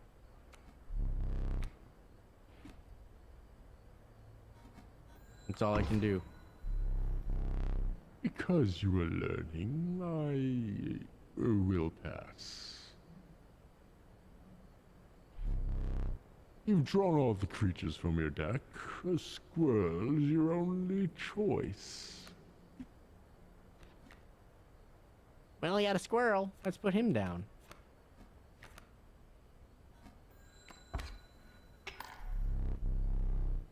You dealt 1 damage, so I put 1 weight on the scale. You know you can play more than 1 card per turn, right? Pass. Yeah, I thought Inscryption would be coming so soon. This video's got you hyped up. Well, the videos were starting to include Inscryption spoilers. So I had to just kind of get into the game before I got spoiled of, like, so I know a lot that happens in this game. I have watched a playthrough. I have not played the game, so I've probably missed a fair amount, and I probably didn't absorb a fair amount. But I'm down. I'm down to play some Inscryption.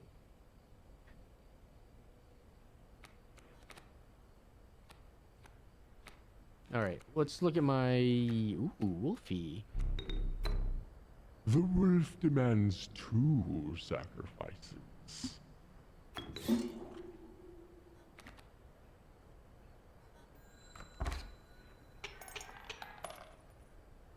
You've won this match. They won't all be so easy. Let me recall your story. Oh, yes.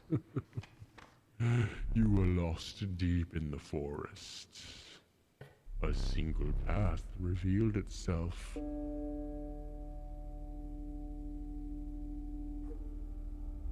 How's this guy nicer than Diurnus? I learned how to play Magic. Same, dude. Diurnus just really he was not a kind teacher, was he?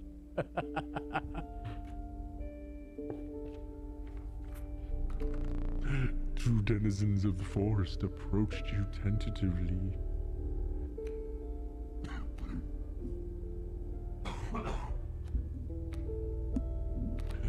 The caustic adder. Damage from its poison is always lethal. The undying cat. Sacrificing the poor beast does not kill it. Only one may grace your paltry deck. Alright,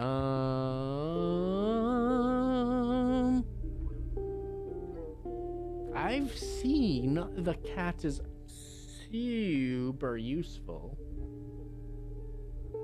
but an instant murder is quite nice. I'm gonna go with the cat. Another creature joins your caravan. Some of the creatures in the forest seemed willing to follow you. You come across an abandoned sack. You found a squirrel in a bottle. Break in case of emergency. And have a second. Another useful implement. I'll allow you to tip the scales with it. 3 is as much as you can carry.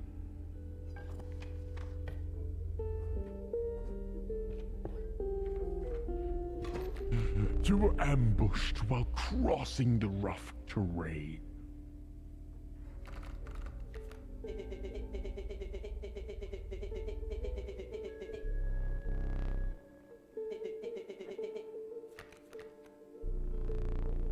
Ah, damn it. I was trying to save that voice preset, but I don't know how to save a voice preset. I'm fucking dumb. You may now see my moves ahead of time. Definitely a good choice. Pretty sure if you sacrifice enough, it turns into a cat streamer girl. So you had to play by beating me you 14 hours straight? Yeah, I mean, I remember, shit. You were there the day that I had to relearn Magic, because I hadn't played it since middle school. You were there the day that I relearned it. He gave me, what was it? It wasn't the Dragon, was it? He gave me some deck that I was doing pretty well. It was an angel deck, but I can't remember who was it? I can't think of the deck that he had me learn with. It was like a fairly quick deck, but it was like angels and this, that, the other. Anyways. We got boulders, we got stumps, we got snapping turtles.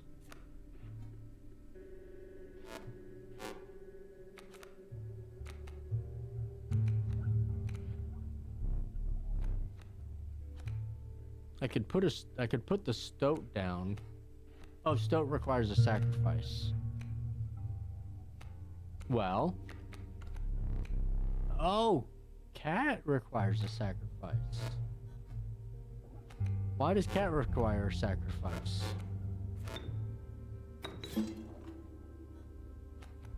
It doesn't get stronger. Does it not die, or does it not die if you sacrifice it? Because I didn't need to do what I just did then. Oh, I fucked up.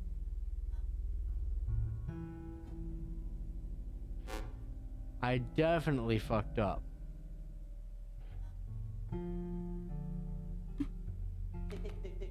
Here we go.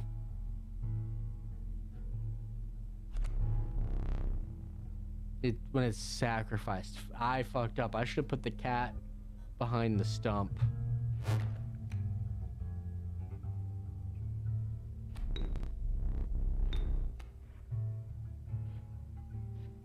I'm dumb.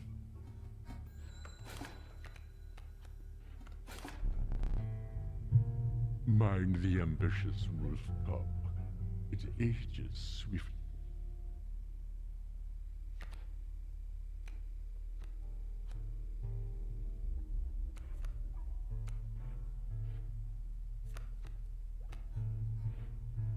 This isn't good. This isn't good. This isn't good. I'm gonna lose this, I think.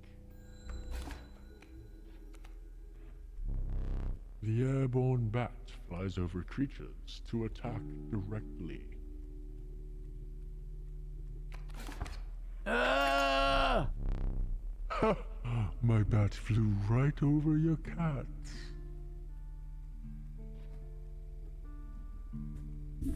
Yuck! I'm screwed.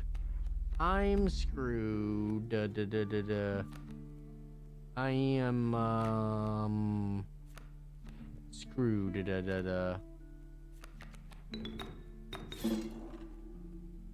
Yeah, I'm not gonna be able to do any damage here at all.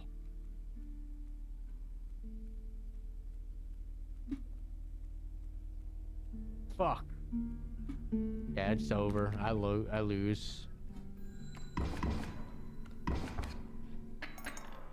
Oh, I'm not dead yet. And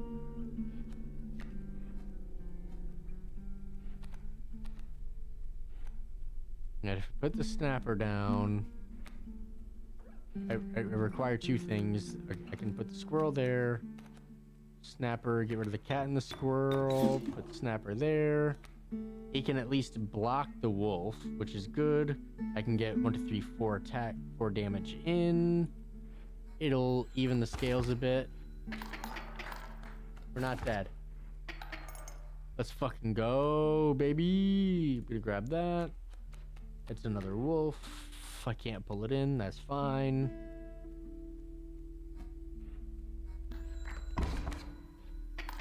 We're good. We got this.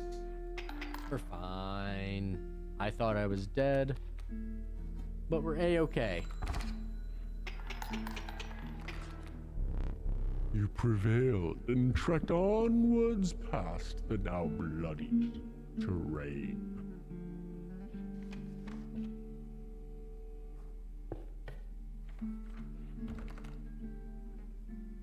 The young wolf cub, it grows into a wolf after a single turn. The meek sparrow, an inexpensive, if feeble, flying creature. All right. Kalia, thank you. I saw you. It autocorrected to Khaled. I didn't know what you were talking about, but stumbled into some strange stones in the mist. You're compelled to choose a worthy sacrifice, one that will be lost forever.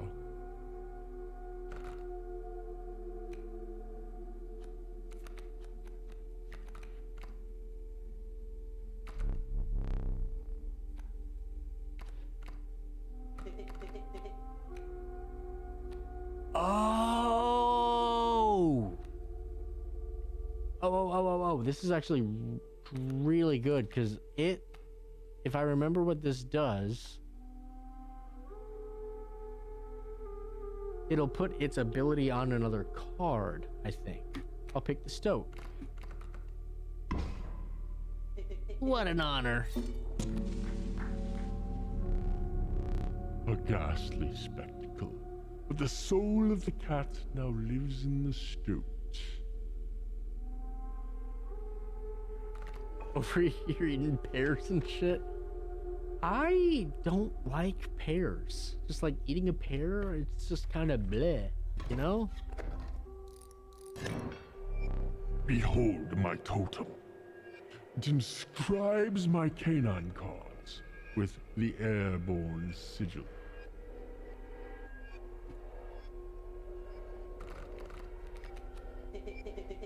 He's completely insane. You see that, right? No care for the rules. Pathetic, really. Enough. Only keeps me around to watch me suffer. It's DJ Cal. I don't know the Pears Khaled meme. I know the bring out the whole ocean. Another one's a classic. Another one is a classic. But I remember the bring out the whole ocean. Bring out the whole ocean. Bring out the whole ocean. He just doesn't fucking shut up about it. Wait. Squirrel. Stoat. Oh, shit. That's not what I had in mind. Fuck. Okay. There's a bat there. You've never heard that one? Oh, dude, he's like sitting at a table and he's just repeating the same line over and over. He's just like telling the waitress. He's at a restaurant telling the waitress to bring out the whole ocean like over and over again. Okay, he's about to pull out a bat and a coyote. They're both flying. We the best. Dude, the memes are the only reason Khaled is worth anything, in my opinion.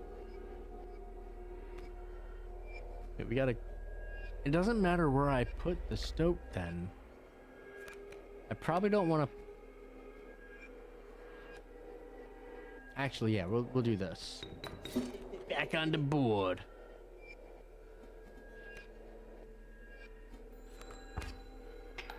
And that's...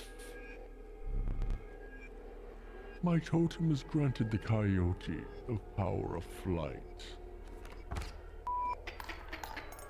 That's not good. I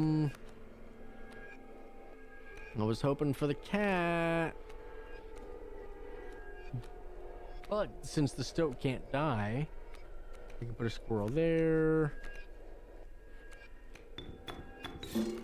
Do this. Take out his stuff. He's getting ready to play a wolf cub. Let's grab another squirrel. Do a squirrel here. Swing. You're 4 damage away from winning. Alright, if I do another squirrel, I can pull in my snapper. And we're set.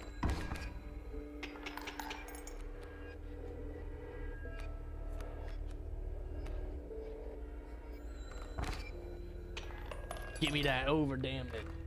Let's go. Impressive. You may yet survive this ordeal. Not. Knock on wood.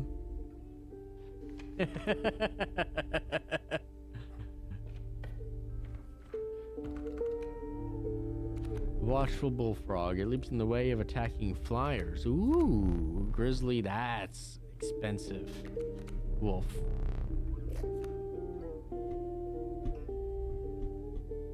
Bullfrog sounds fucking useful, but big damage also sounds useful. I'm going with utility for now.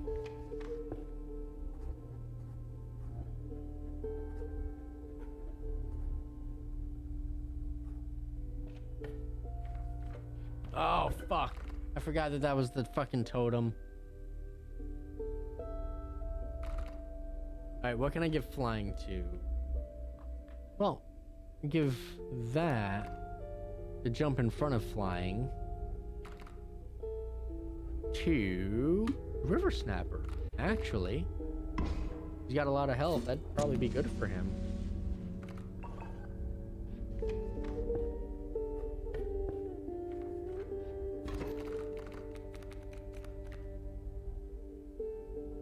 All right, we got a squirrel and a sparrow.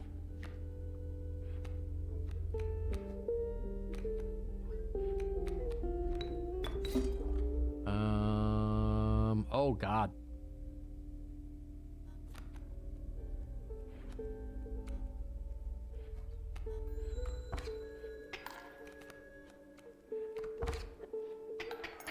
Holy cannoli.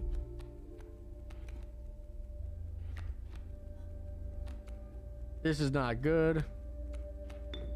But I gotta fucking protect something.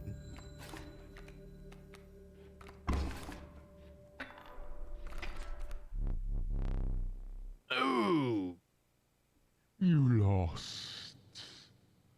Using this as a learning opportunity may be the only way to mitigate my disappointment. Get up. Get up from the table. Fetch me the candlestick from atop the barrel, beside the door.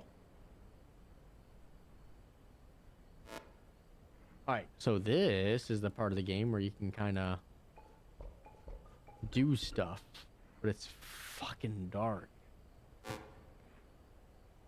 A lot of this is puzzles I don't know the answers to yet.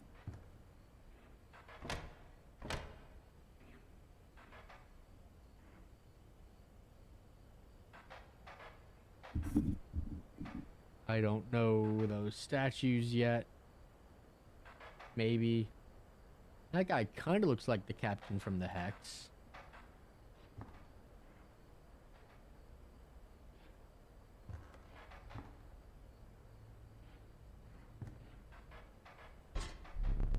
Bring it here.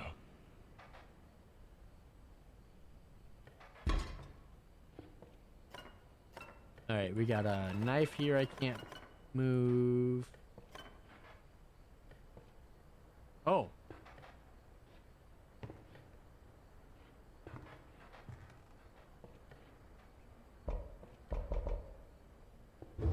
Spin the globe, that's fun.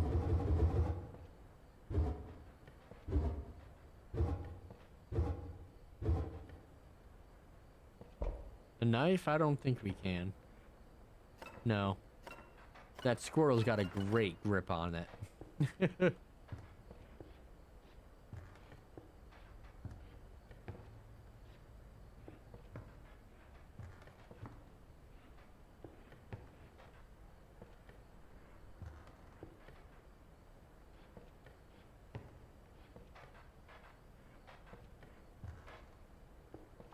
Door's locked. Sweet as. Alright, well, we got nothing except the candle.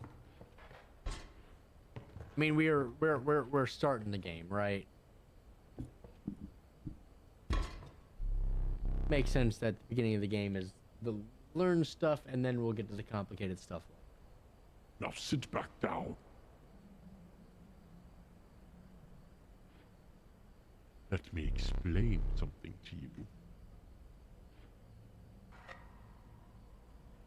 That was one of the two mistakes you can make here. If you make another, I must sacrifice you. Now, where were we? Alright, well, that was fun. Yippee!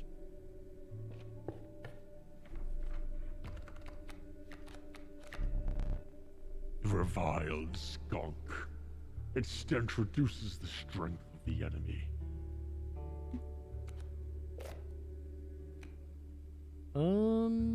Grab skunk. Why not?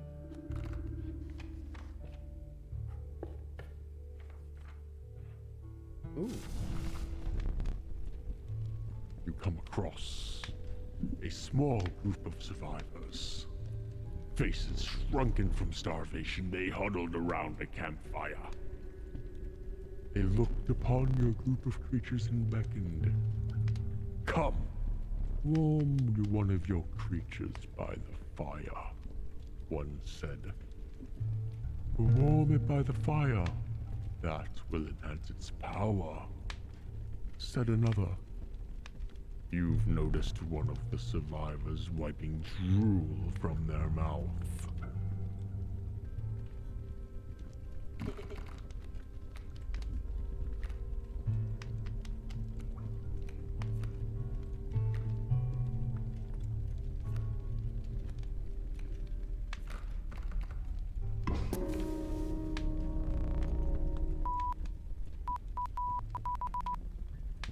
The fire warmed the poor sparrow, enhancing its power.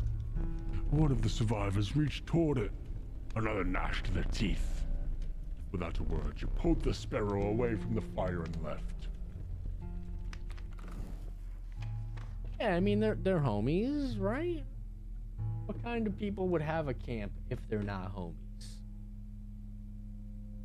Right?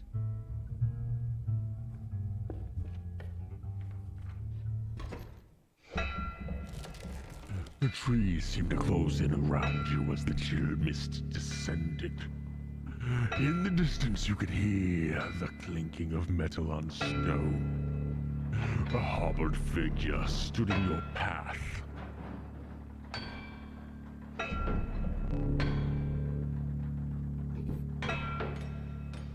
Hee-haw! 'Twas the prospector.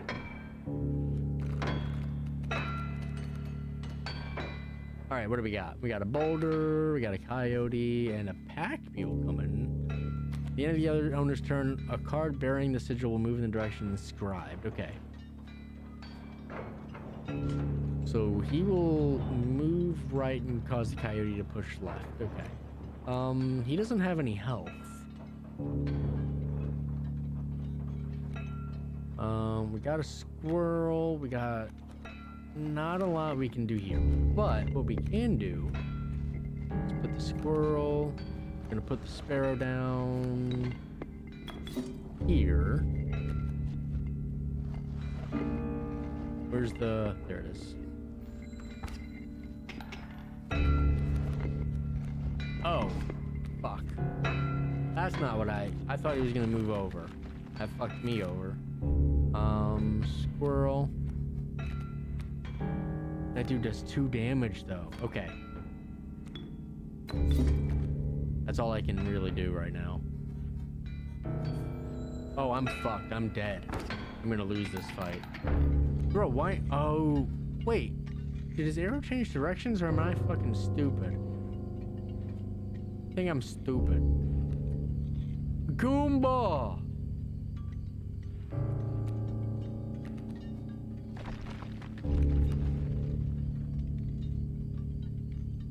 When it comes out of... Thank you. I forgot about the pliers. Actually, what I can do is one of these as well. Ow!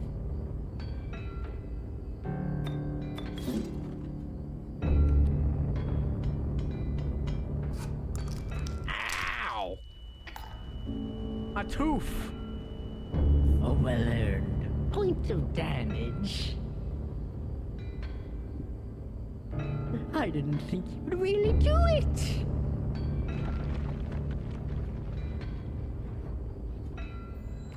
Oh, not another coyote.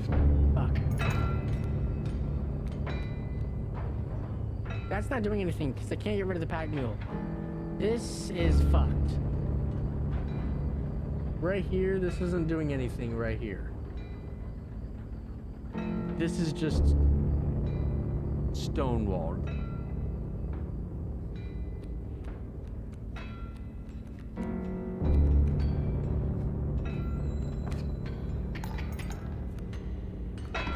Oh, I'm fucked.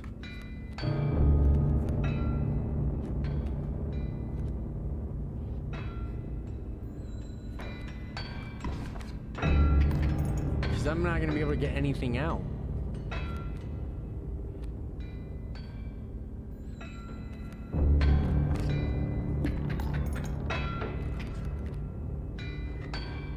Fuck. gold for me!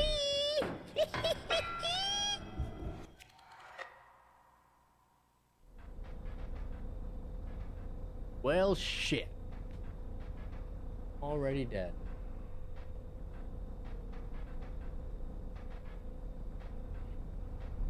You aren't dead yet.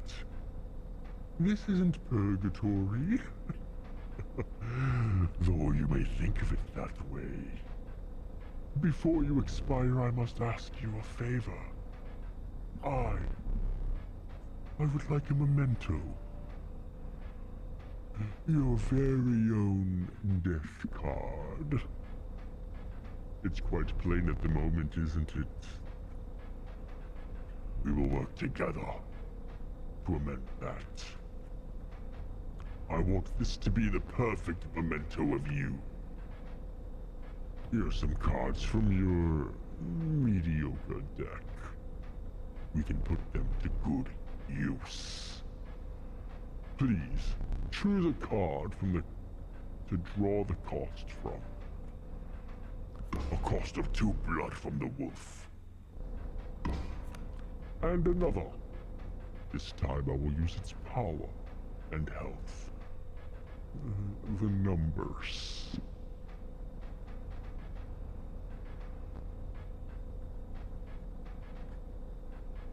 One power, 6 health from the river Snapper.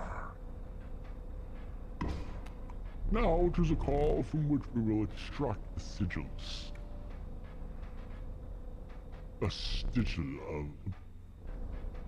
sigil of Stinky from the skunk. I never did ask for your name.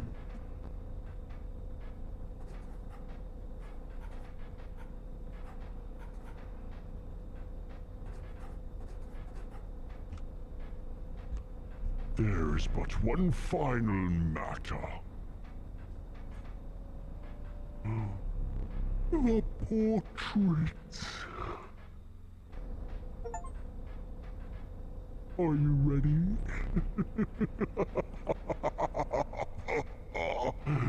You do not need to smile. Cheese!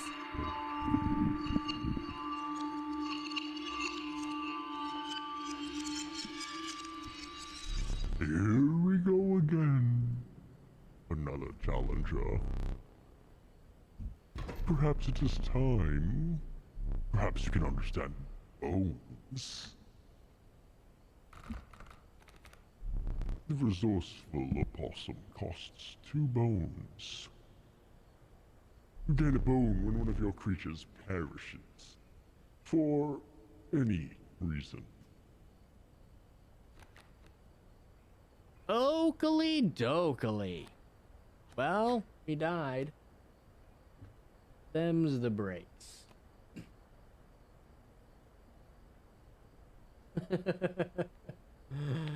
Goomba, I am not okay. Have you met me? You thought this was another Daniel Mullins purgatory game, you fool! Alright, I got a squirrel. I can put the stoat down. What do they got there? The rattler doesn't have any cards. Not. Oh, nice. Thank you. Appreciate you. It will kill... I forget if it attacks the same turn it comes in. Absolutely does, actually. I can't put the stoat in front of that thing.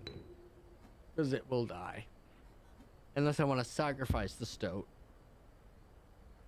Well, if I do, it lets me pull out the possum. From the death of your creature, you gained a bone. Do not lose this until it is spent, or the battle ends. Alright. We'll do this, get 1 damage. It'll pull in. That's a free bone. Nope, I meant to grab...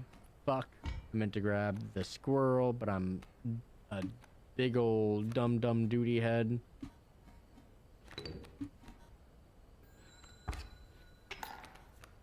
Oh, this ain't good. This ain't good. This ain't good. This ain't good. This ain't.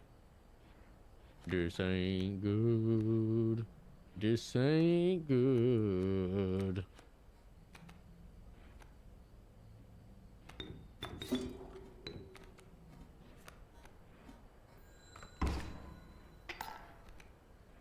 This ain't good.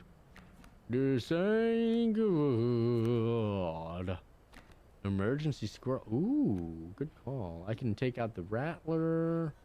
I do like emergency squirrels. Thank you for reminding me about that.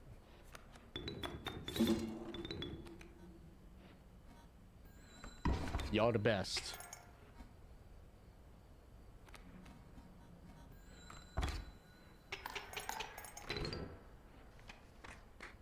Easy. Easy peasy. Oh. I forgot your figurine. Get up and fetch it for me.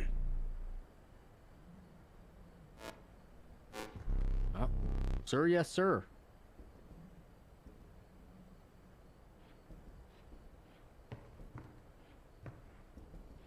Whoa.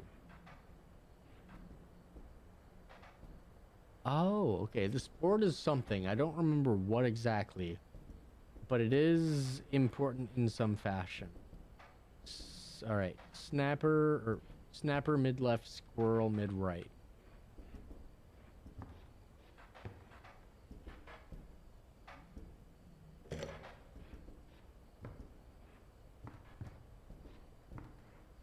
These couldn't be Daniel Mullins' game secrets. No, of course not. Daniel Mullins doesn't make far too intricate secrets. No, that's not his MO. Let us continue.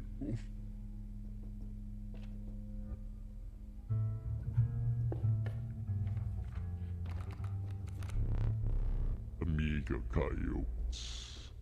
But what did you expect for only 4 bones? A nefarious rattler. A brittle creature. One past. Once past its monstrous fangs. The unkillable cockroach. It returns to your hand after dying. Well, cockroach is good because it's sort of like that, but with an extra step. Go with a cockroach. You know, you're free to get up again to keep your blood flowing.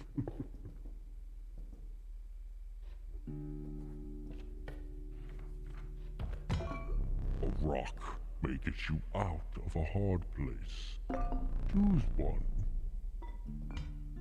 All right, actually, okay. So, plier gives me a little bit of breathing room on the scale. Squirrel, free sacrifice, always useful. Boulder, that's a free 5 defense, though. I might go with the squirrel, just because the free sacrifice is always nice. Some bone tokens for a rainy night.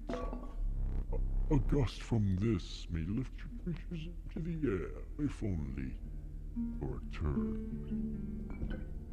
Ooh, free bones or a free flying turn? Ooh. I'm gonna grab the bones. Alex Jones imitating the governor of Virginia? I don't even know what that sounds like.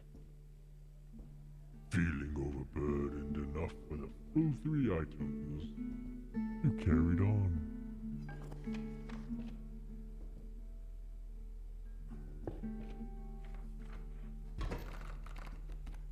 There's a way out for both of us. It's somewhere in this foul cabin. Be silent, or I will tear you to shreds. Oh, well that's nice. What a friendly fella. Cub. Alright, cool. What we can do, put you down. Put you down. This spot, you sure? I sure am sure. 'Cause that wolf cub ain't doing shit to you, brother.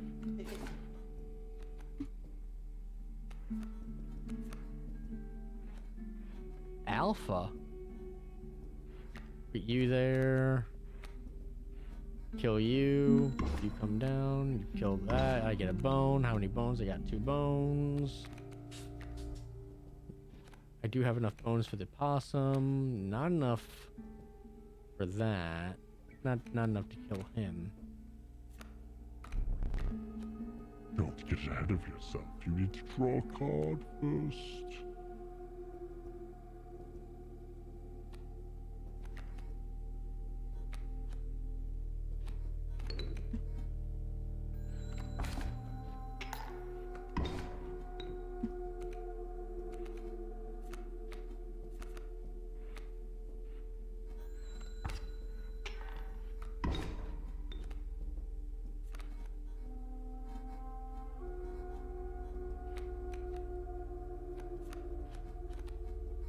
It's easy. Just keep him keep that alpha blocked while I fucking ping 1 damage at a time.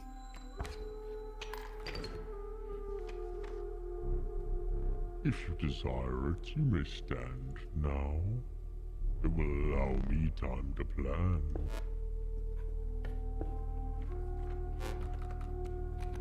The apotheosized goat, the truest offering. Sacrificing it grants 3 blood. A stalwart snapper, near impenetrable defense. Hey! It's Poo Poo Bro. Look at Poo Poo Bro. He got the stinky. He got the stinky.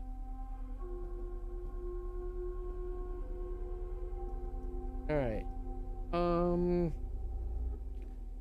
Part of me is kind of feeling Black Goat because, I mean, a 1 sacrifice for a 3, that's really nice. But I do need a snapper and a squirrel. For the mana, yeah. Do I already have a snapper in my deck? I think I do. I'm gonna grab the goat.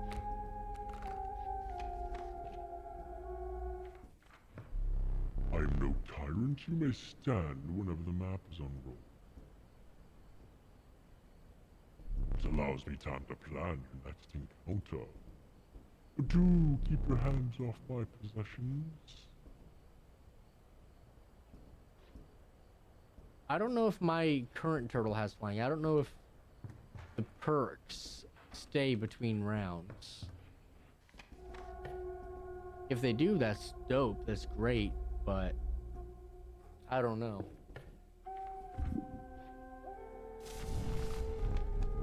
A group of survivors stood around a dying campfire. There is room for a creature around the fire, one said. The warmth will enhance its power, another said. One of the survivors said nothing at all, but could not stop licking their lips.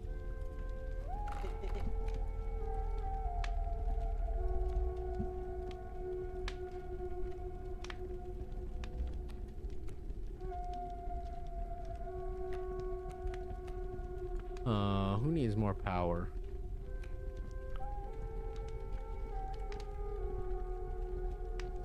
I mean, cockroach with power would be pretty cool.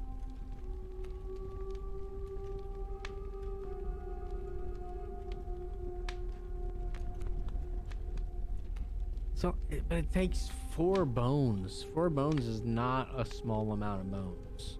I'm gonna be honest. Gonna lose a card to one of these, but who knows? Yeah, I mean, it seems like it might be an RNG thing. We'll see.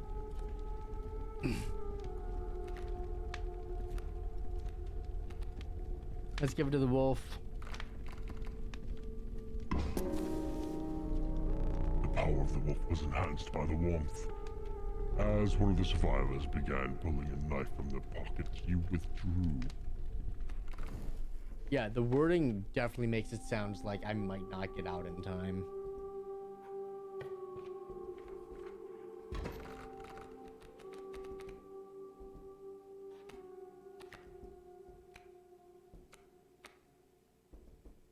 I could get a 4-power wolf on turn 1 by going squirrel, goat, wolf.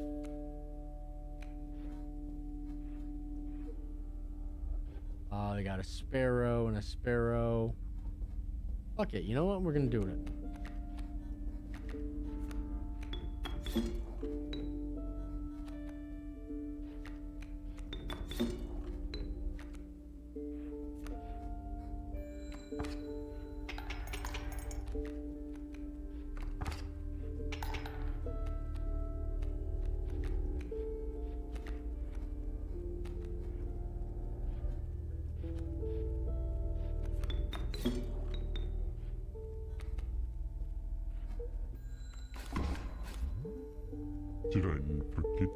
Did I neglect to mention overkill damage? Excess damage is not wasted. It carries to the card behind the mangled corpse of the victim. Lucky for you.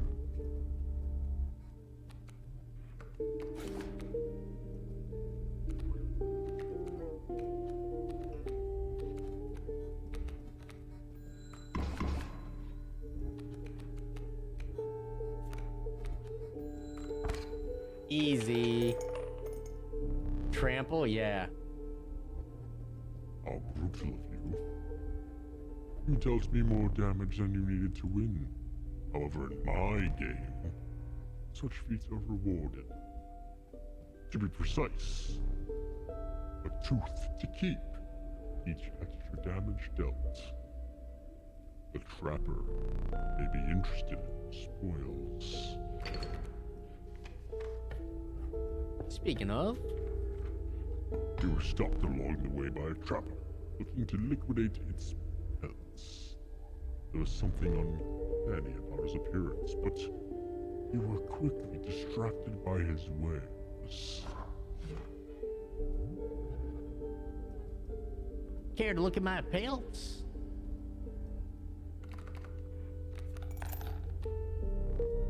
Take a pill. Free of charge.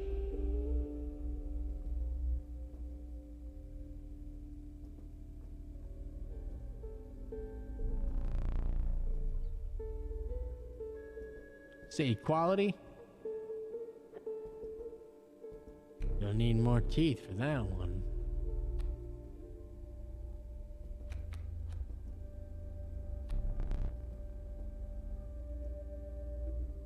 You're leaving already? Please, consider me pelts. Thanks for your business.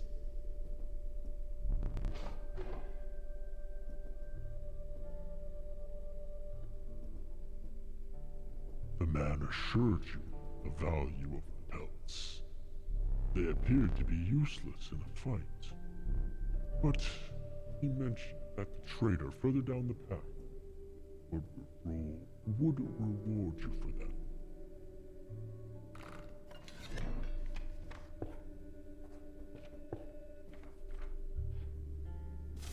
The warm light of a campfire was a welcome sight, though the 10 hungry eyes around it dampened their greeting. A warmer creature by the fire enhance its health, said one.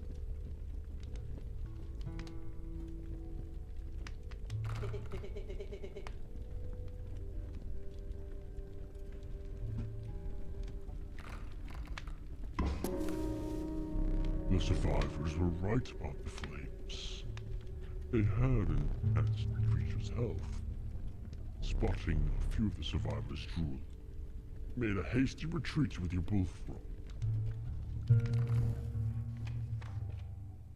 Alright, that's nice. Got a great flyer blocker. Are you smart or something? Usually doesn't even bother teaching about the bones. Alright, here's a tip. I saw a past victim writing a passcode in the rule book. Oh shit. Code bearing a sigil. It says 2/3. Interesting.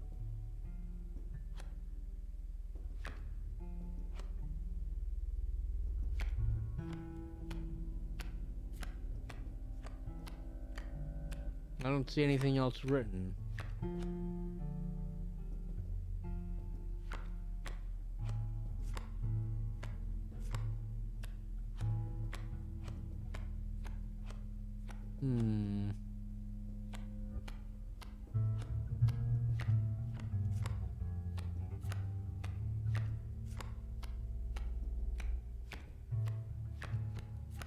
The only thing I saw was that 2/3 on the first page. Yeah, the Mighty Leap. This. Oh, that's not 2/3. That's a 7. I'm dumb.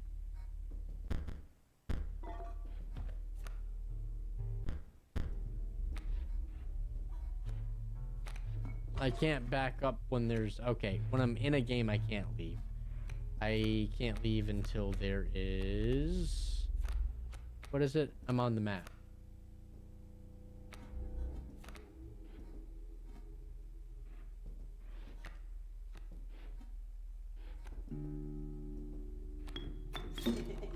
Okay.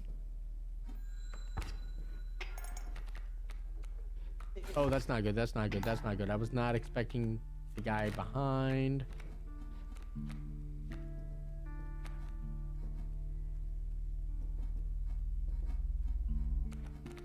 It'll kill him, but he's just gonna come down and kill my stoat.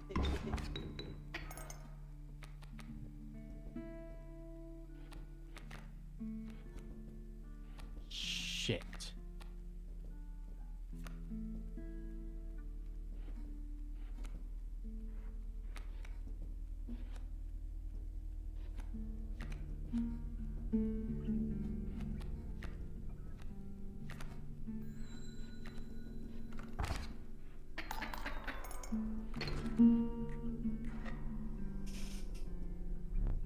How disappointing.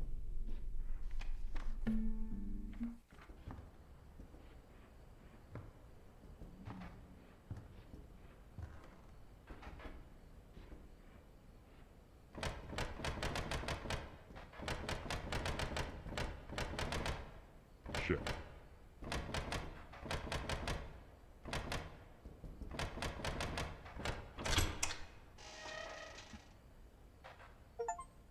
Oh, hello.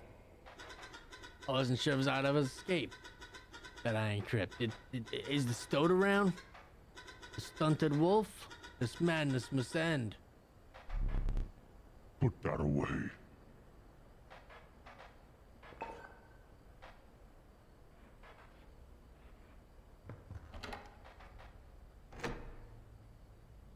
Oh. Oh, no. Okay. Okay, we gotta... What am I looking for?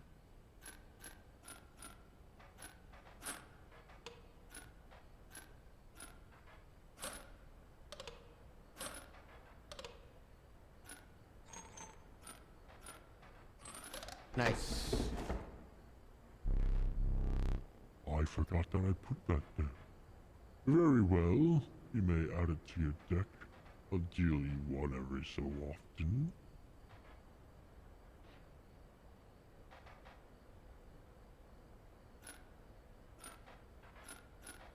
Okay, so I need to do 5. I need to be doing 5 damage on the bottom, I think.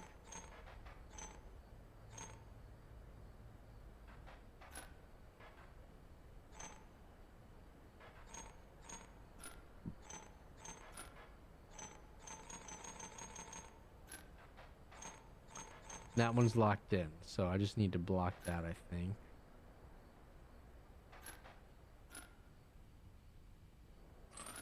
Why is that only 2?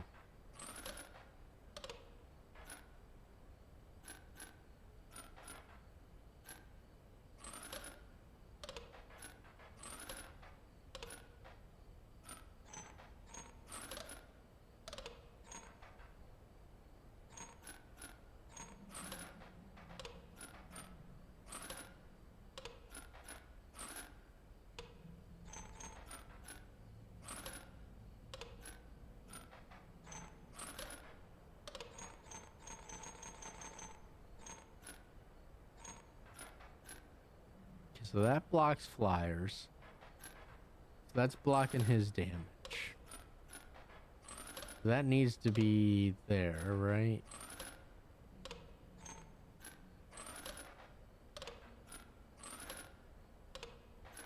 No, that blocks flyers, so that won't attack past him. Okay, 1,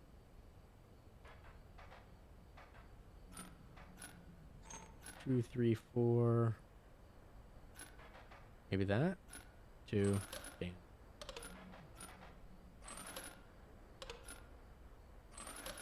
Tonelica, hello. I'm not good at card game. How you doing? Welcome in.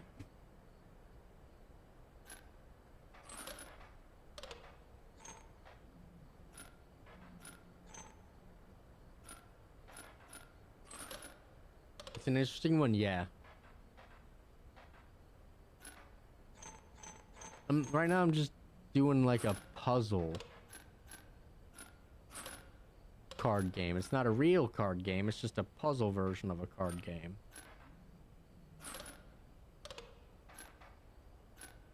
I just wish I could move this friggin' card. But I need to deal 5 damage, and I don't know how.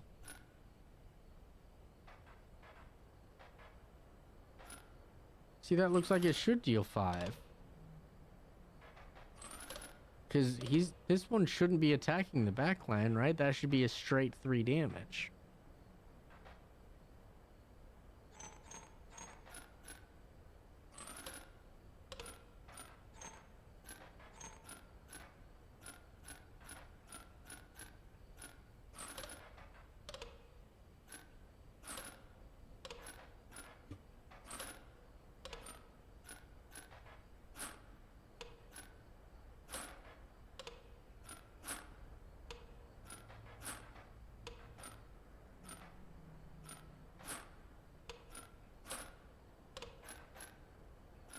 So that's the only way that one can deal anything.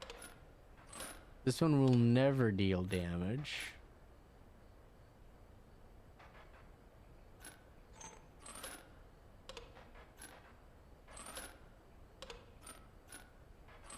This column isn't doing anything at all.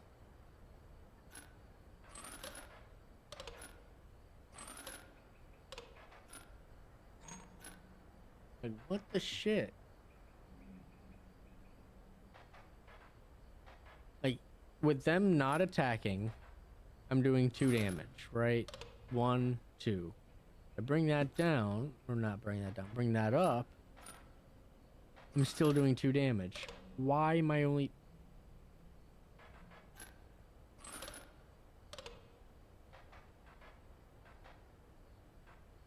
You do 3 damage. I see it right there. And you're not being blocked. Why aren't you doing your full damage?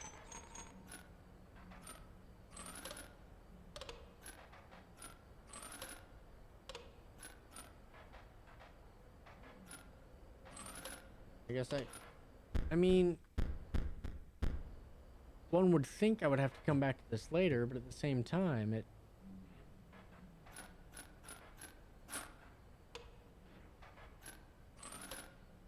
it's just a puzzle. It's not like I'm missing a, right?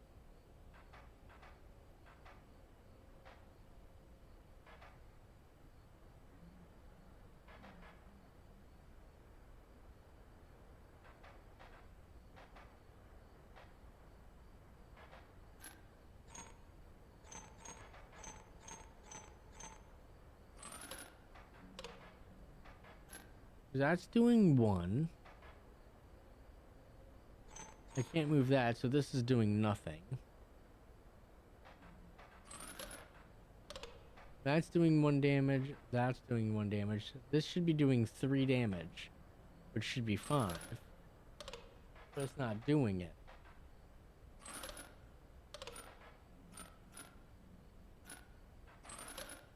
Like, this right here should be 3. But it's only 2.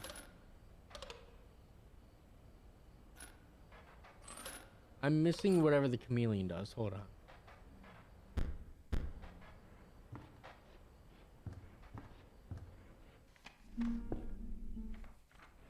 I can't check the rule book. Oh, there it is.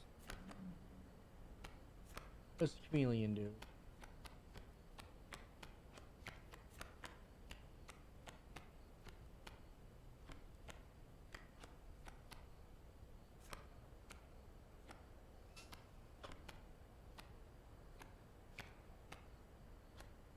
I'm not seeing it as an option.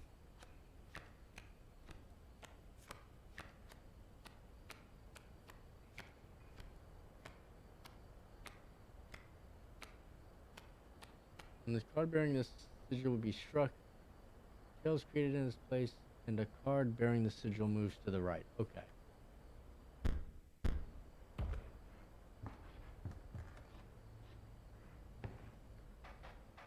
If that's the case, that one can't move to the right.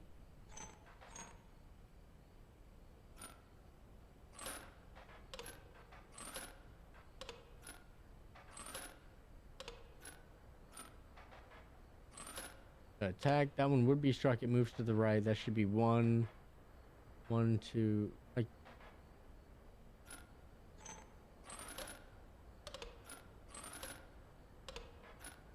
that blocks that.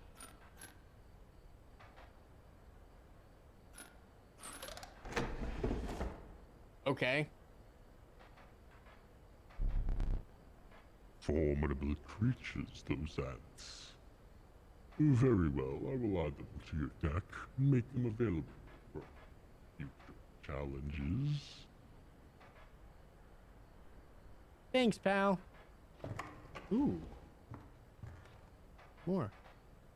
Found a game? Uh-oh. I don't like that evil look on your face, Toneliker.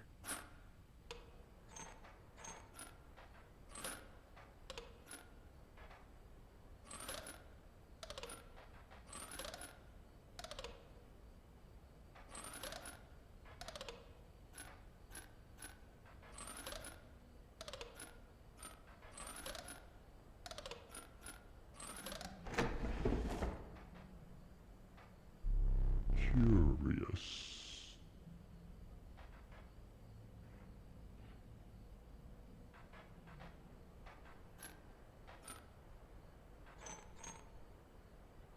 One, two. 1, 2, 3.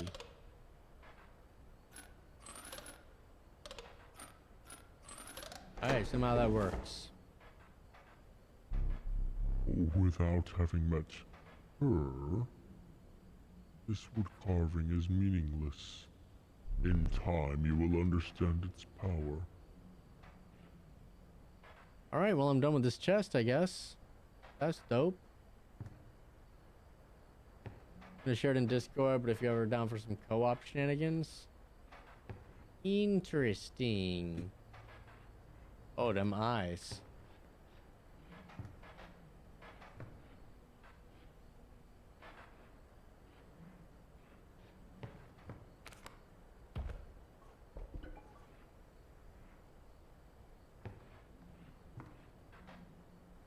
Alright, I gotta remember snapper, squirrel.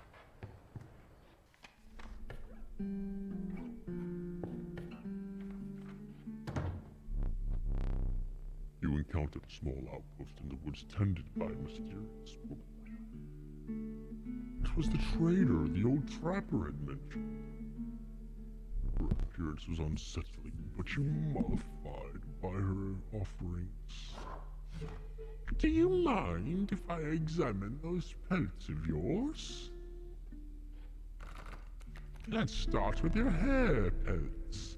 Here's what I can offer. I can trade you any of these. Take your time.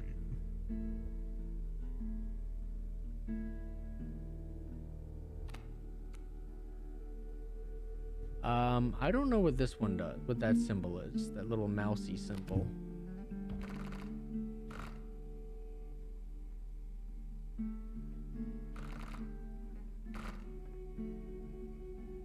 And the book that was over here on the left is gone. Shit.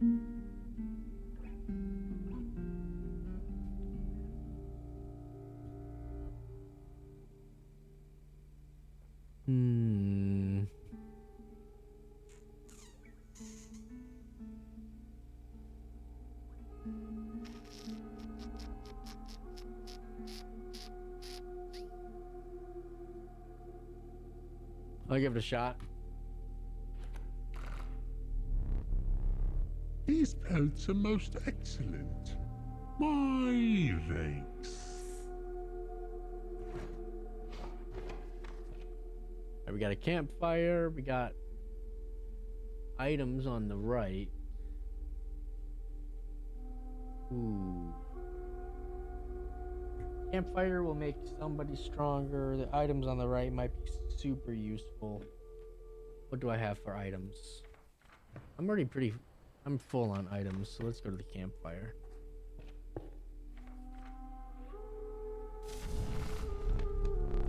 Alright, enhance health. Who needs more health?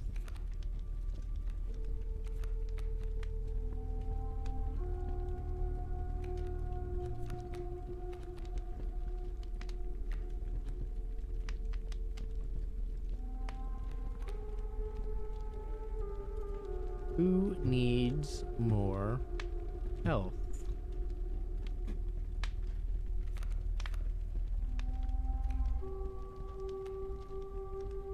A possum.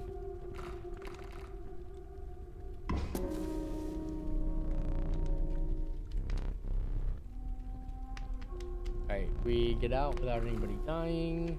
Boss time.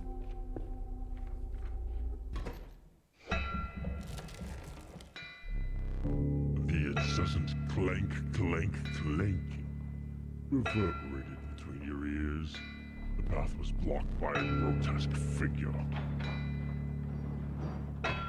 'Twas the prospector. Eeyaw! You again, indeed. A friend feed me. Well, I basically told him how to do it. You got a plan? We have another friend here. You gotta be.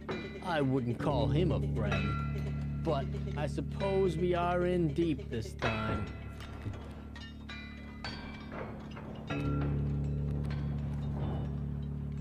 Alright, we got a coyote, which... Alright.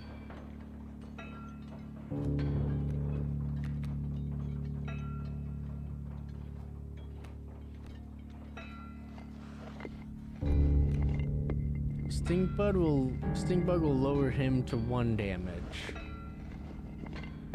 That'll be good. Oh, he uses bones? Shit. Then I probably just fucked up.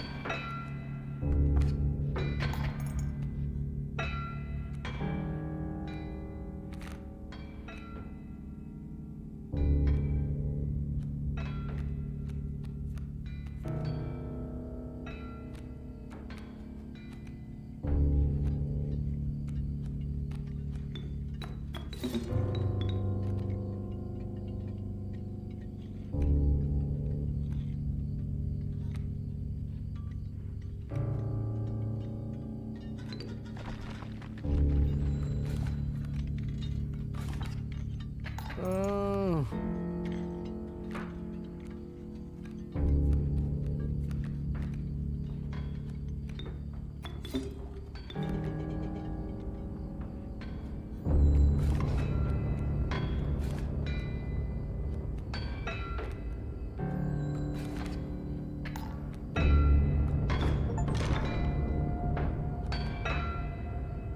What was that?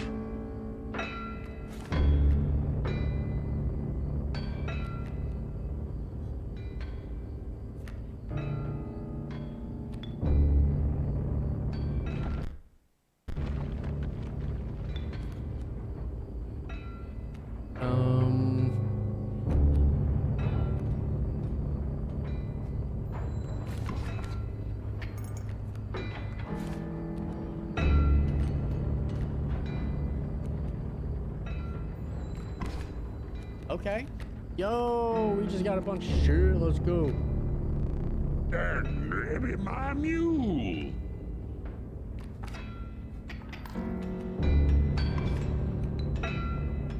Okay, we got a bunch of stuff to use.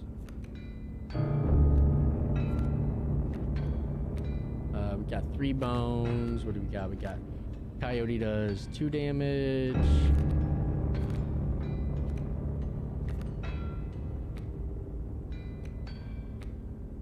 But if I put down a squirrel, it blocks damage.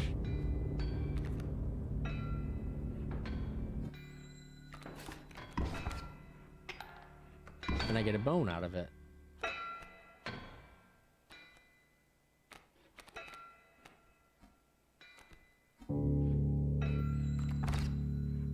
There it is.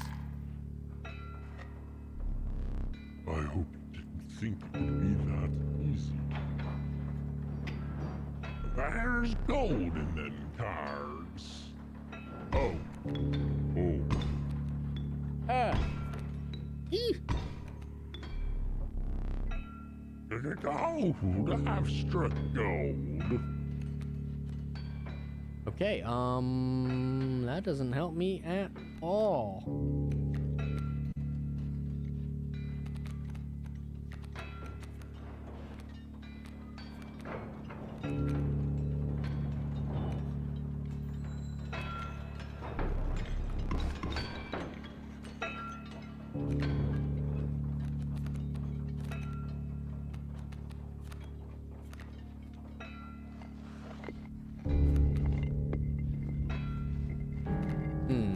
Okay.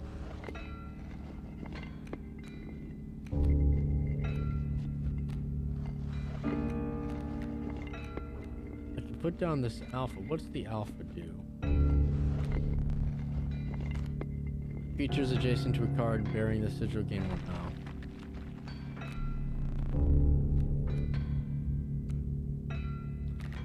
I could use the opossum, take out the coyote.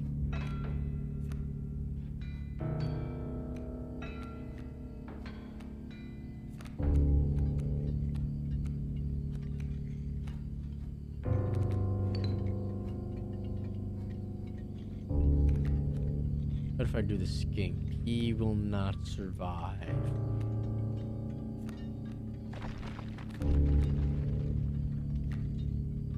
How many bones? I should have plenty of bones, right? That's only 1 damage.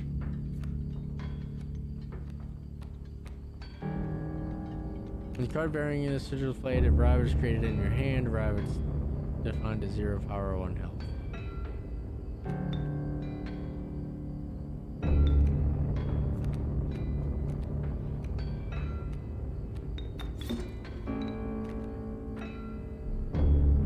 Never doubt the vicinity of rabbits.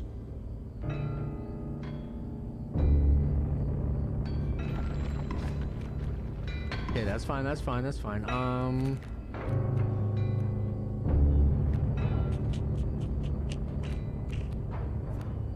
He's got 3 health. Taking him down is gonna be a bitch because nobody's taking down these other gold nuggets. I've got... No. Oh, God. I'm trying to see how many... 1, 2... Okay, I got plenty of that. Let's grab you. Ooh. Okay, worker ant. Oh, you do damage based on the amount of ants, right? Yeah.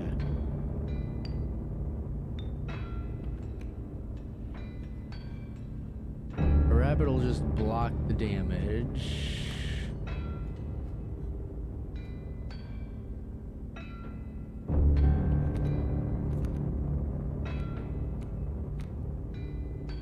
He won't last long enough. I need to do damage to this thing.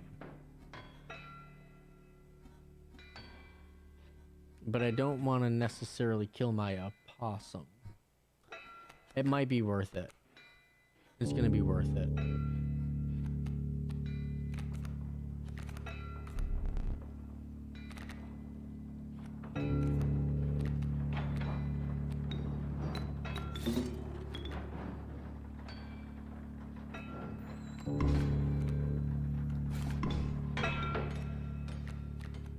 Okay, I got plenty of those over there, I think. He's only got 1 health.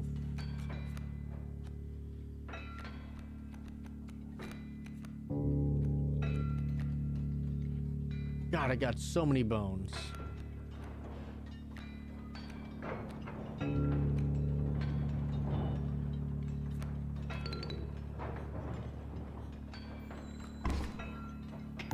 That's good, that's good. We're set. Easy peasy.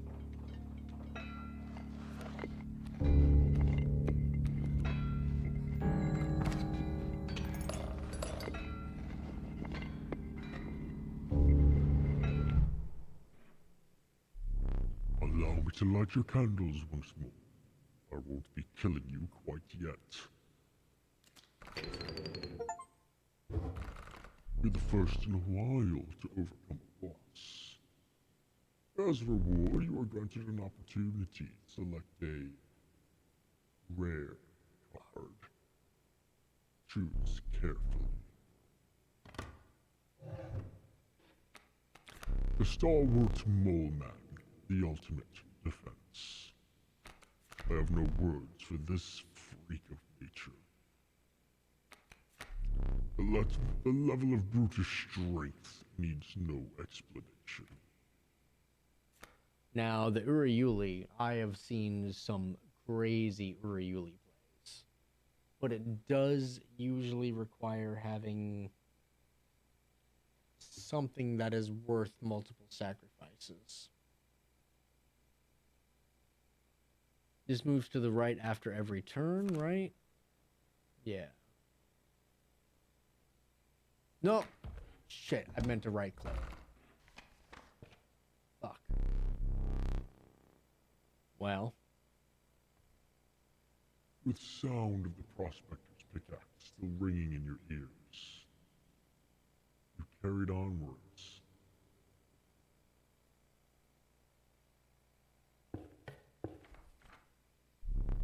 Yeah, I meant to look at stuff, but I accidentally clicked. I did a left click instead of a right click. I goofed. I done goofed. The rank smell of rot and mold permeated the human. Every step forward was answered by some nearby slip or slither. You tread cautiously into the wetlands. Alright, let's check what this thing is. I think that's the... Oh. Never mind. You arrive at the inky black moth of a cave. A strange beast lurked within. It spoke, "Pass one of my trials, and I will be yours," in a raspy voice. 3 creatures will be drawn from your deck. They will decide your success or failure. It spoke again. But first, you will choose a trial. The Trial of Blood. 3 drawn cards must cost at least 4 blood combined to pass. Trial of Bones. The 3 drawn cards must cost at least 5 bones combined to pass. Trial of Wisdom. The 3 drawn cards must have at least 3 sigils among them to pass. I think Blood's probably the easiest to win. Let's see. Let the Trial of Blood begin. Well, fuck. 1 from the worker ant, 0 from the cockroach, 1 from the black goat. Failure. The creature whispered as it faded into the blackness.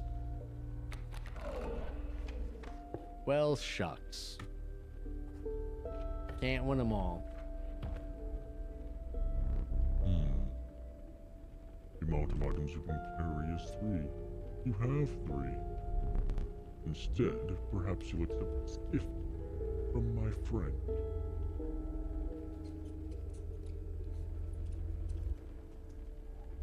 The prudent pack rat. Never doubt the utility of a well-stocked rat. Interesting.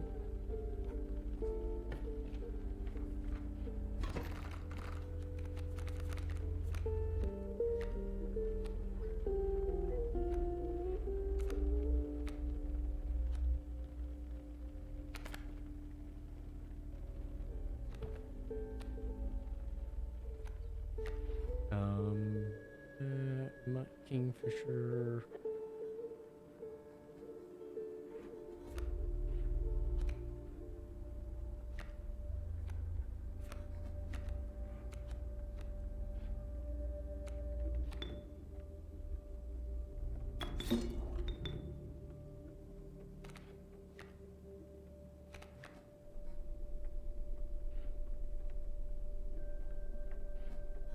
That works, I guess.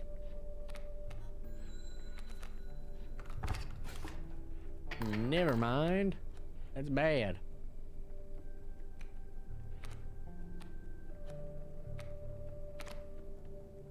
Empty space will be struck. This card bearing the sigil will move to a space that receives strike instead. Oh shit, I'm fucked. Yeah, I don't think I'm gonna do good on this game here. Shit. Shouldn't have done that. Should not have done that.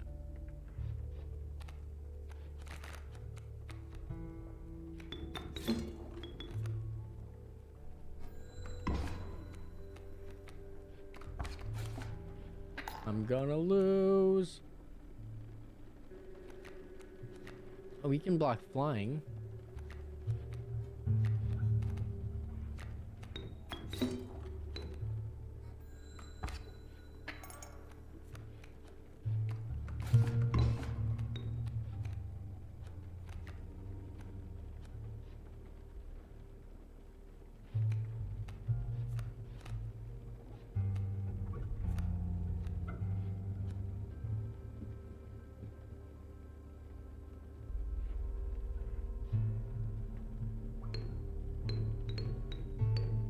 Got 4.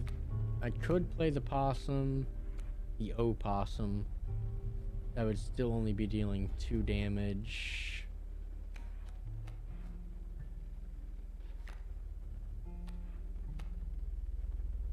It's fine. It's fine. We'll do that.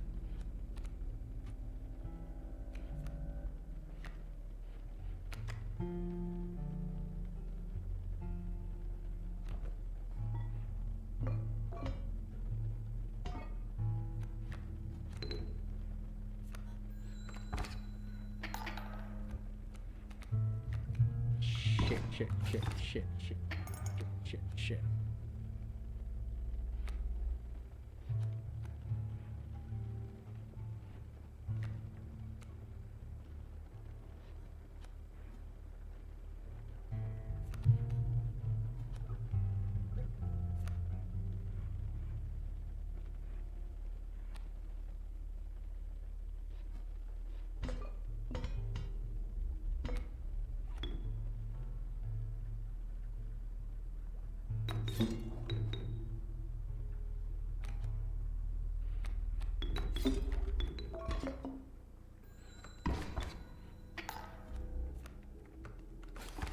Okay.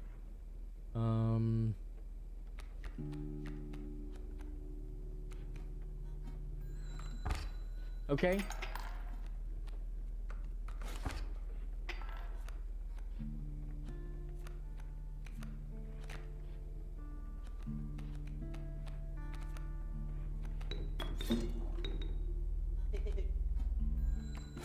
Slowly turning it back into our favor. That's good.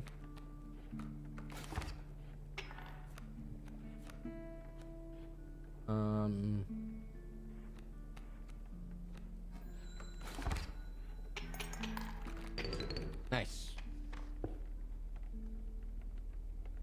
It's just, man, trying to keep up with what I need to be doing. It's a lot.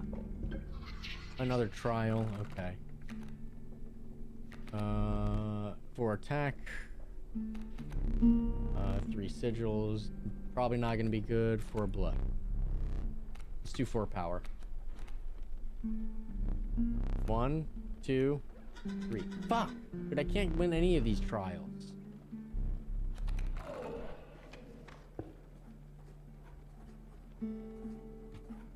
These trials are kicking my ass. We have no food. Enhanced power.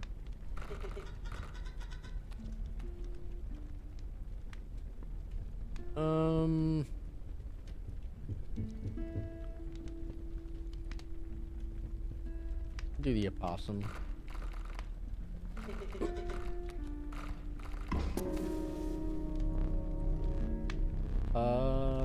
Made a hasty retreat. Okay. This possum's pretty easy to get out for only 2 bones.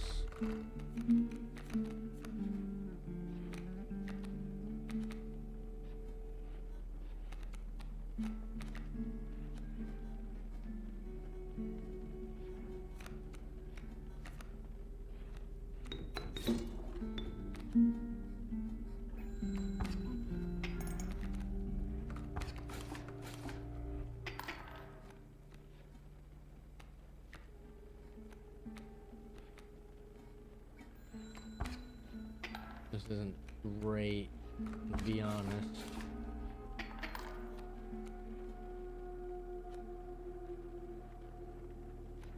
So strange. Why can't I remember his name? I believe I lost some of my memory in the flash.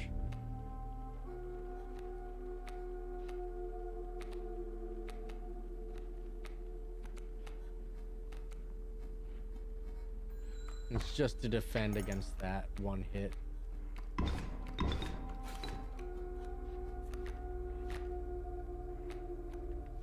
He's about to die too, man. I'm fucked.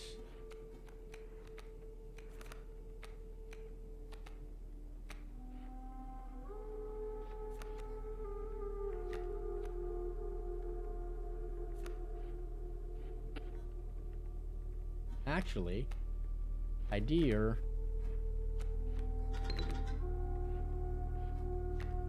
Emergency scroll. Emergency scroll is actually a really good idea. Thank you. I forget about my emergency scrolls. You guys are saving me with those.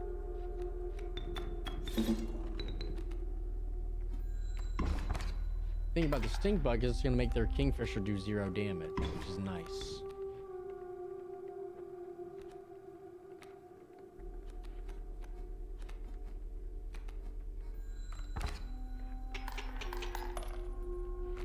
Merge squirrel killer. Saving the day. Most exquisite pelts. I don't think I've got any teeth. Oh, I do have teeth. Sweet.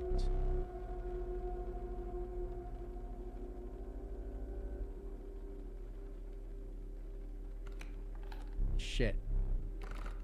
I'm stupid. It's fine.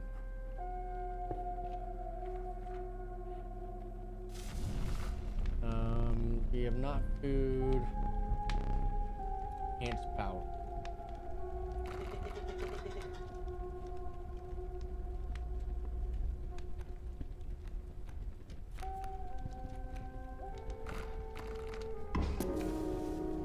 The stink bug is warm.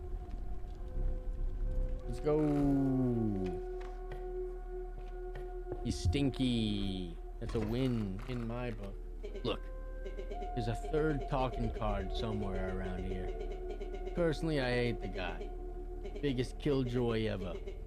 But he's the only one of us with a plan to get the things back to normal. Now what do we got coming in? Got a kingfisher coming in, a raven egg. Ooh, I need to make sure I can take out that raven egg. I don't know if I'm going to be able to take that raven egg out in time.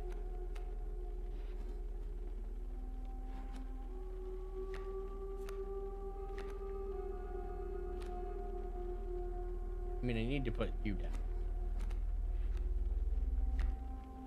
It's just a matter of what I want to do.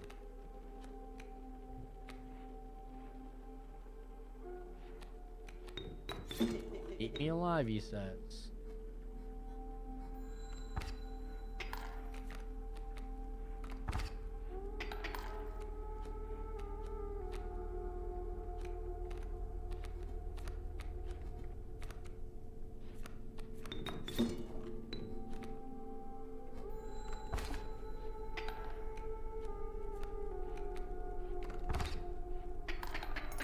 Oh shit, that was a lot of damage. Oh, because it can fly. Fuck, I'm dead.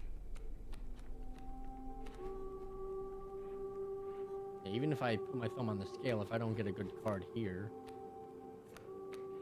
which it doesn't matter what I get realistically, because I need to grab a squirrel.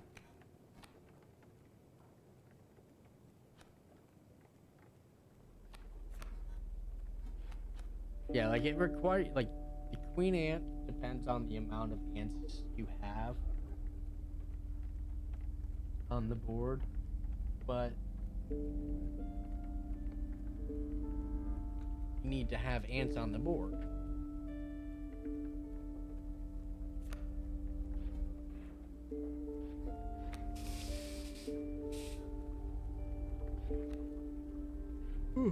I'm dying. This might be it for me. I'm passing out. It's over, whatever.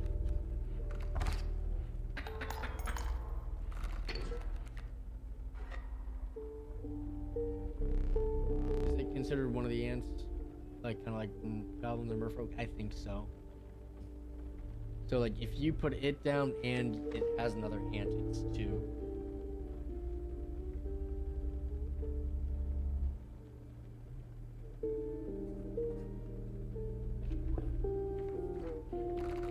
Different kind of choice. Choose a specific beast.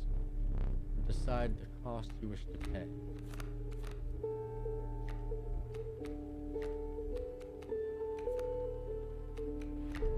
Otter.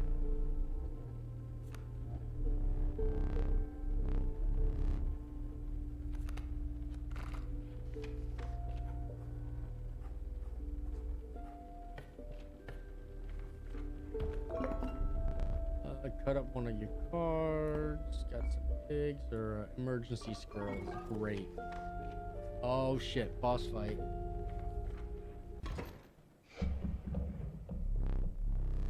A foul smell invades your nostrils and caused your throat to seize. A hulking man sat by a brackish pond, with his feet submerged in the dark water. He pulled a hook from a pile of rotting fish and rose to his feet. I'm the angler. Go fish.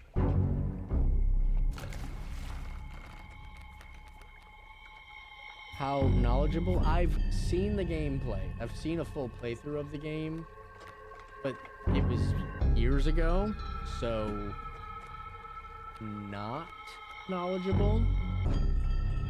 If that makes sense.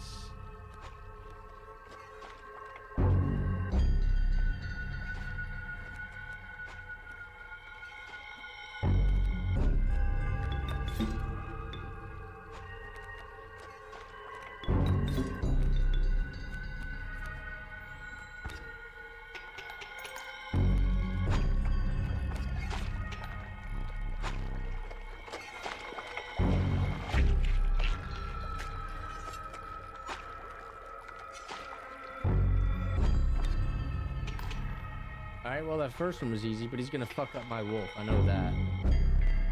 Go fish. No, he didn't. That's nice.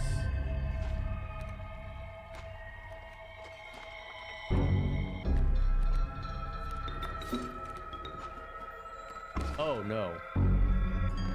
Oh no, my wolf is dead. That is very bad.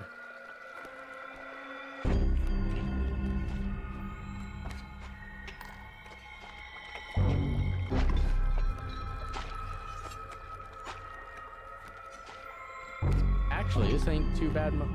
Realistically, I can just I can farm squirrel blocks with my little otter doing all the work here. Easy win. Easy win.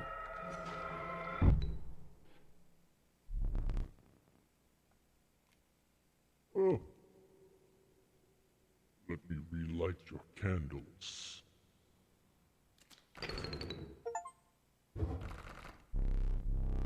Very well. You may choose a rare card. A largely unimpressive specimen.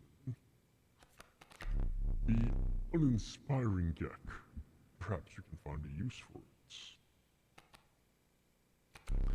Poor abandoned child.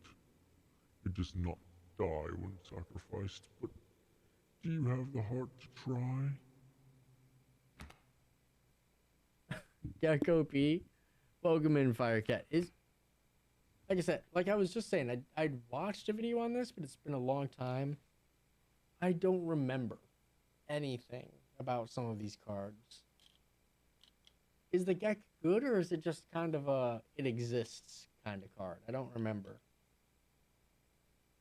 I mean, a 1/1 Gecko P.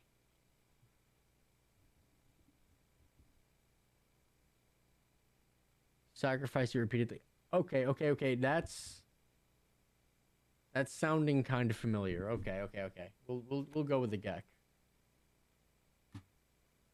Like, I'm not too like I'm a little tiny baby bit concerned about backcheating, as long as you're not like micromanaging like my gameplay.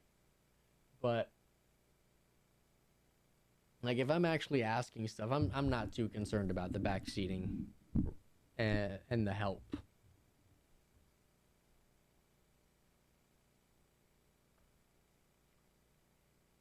Well, welcome in, Firecat. Good to see you. You considered one of the angler's catches as a meal, but the rank odor deterred you. Dinner would have to wait. Let me see. A frigid gust of wind billowed, unwelcome into your lungs. The beauty of the falling snow failed to distract you from the chill in your bones. You had ascended to the snow line. Alright, is there anything around the house for me to look at right now? It's all darkness. I can't do anything in here, I think. Just clicking randomly. Okay. I haven't found anything about the clock. I haven't had the chance to do this on the board yet.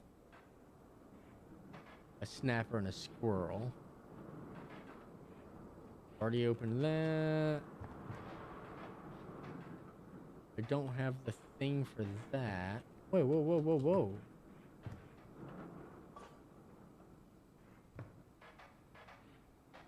Maybe I do? You finally pried my special dagger from the paws of that squirrel, though you may wish you hadn't. Alright, cool, bro.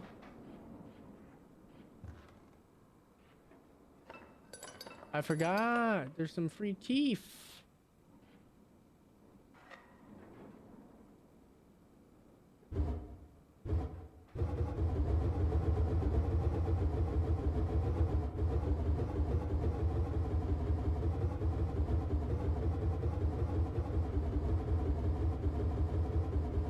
Sweet globe, bro.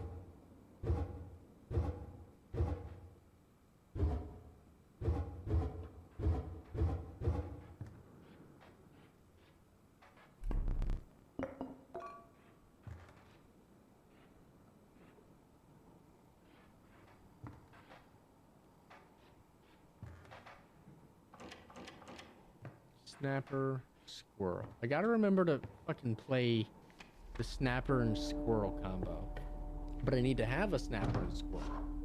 That's the biggest thing.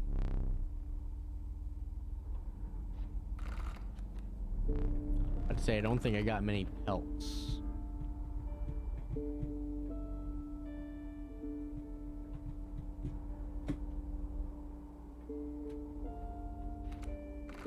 Grab a cat.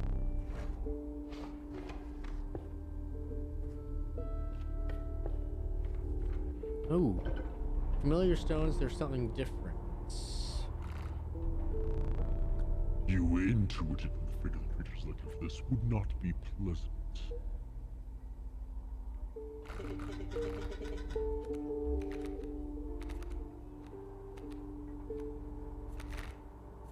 Pick something else.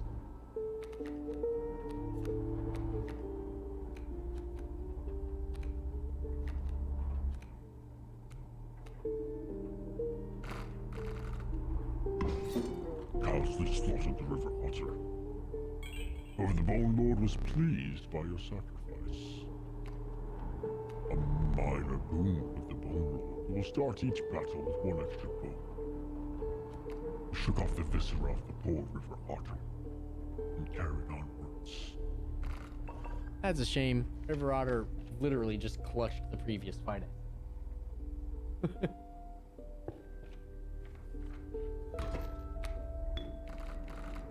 It's me. Alright, what do they got going on? Holy fucking fuck. That's a lot of health. And a lot of damage. I don't like that at all. At all. Empty space would be struck hard. Wearing this sigil will move to that space. Okay. So he's a block.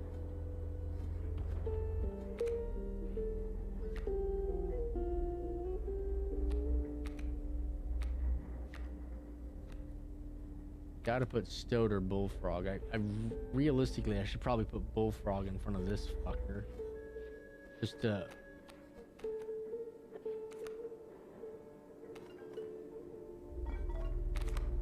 You place weight on the scales, pain is temporary.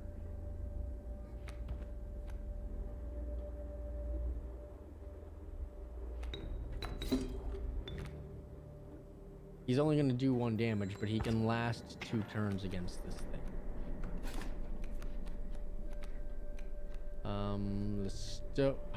Fucking this motherfucker though.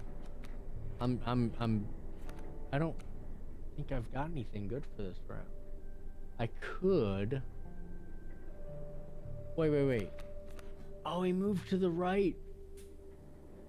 Fuck.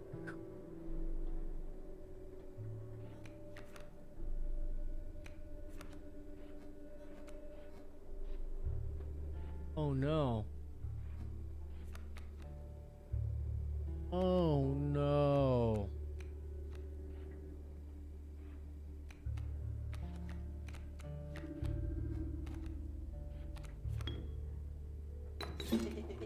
I'm not sure, Stoat. Curse you, Die, Bale!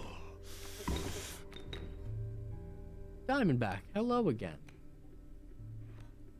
How you doing, pal?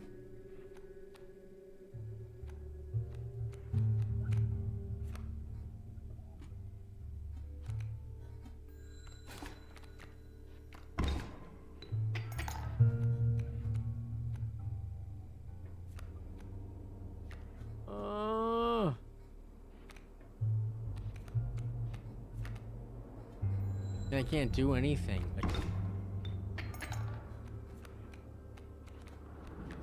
Like I gotta do this, but all it's gonna do is cause me to die. Cause like, he's not low enough for me to kill. Try an item? I don't have a good item. The only items I have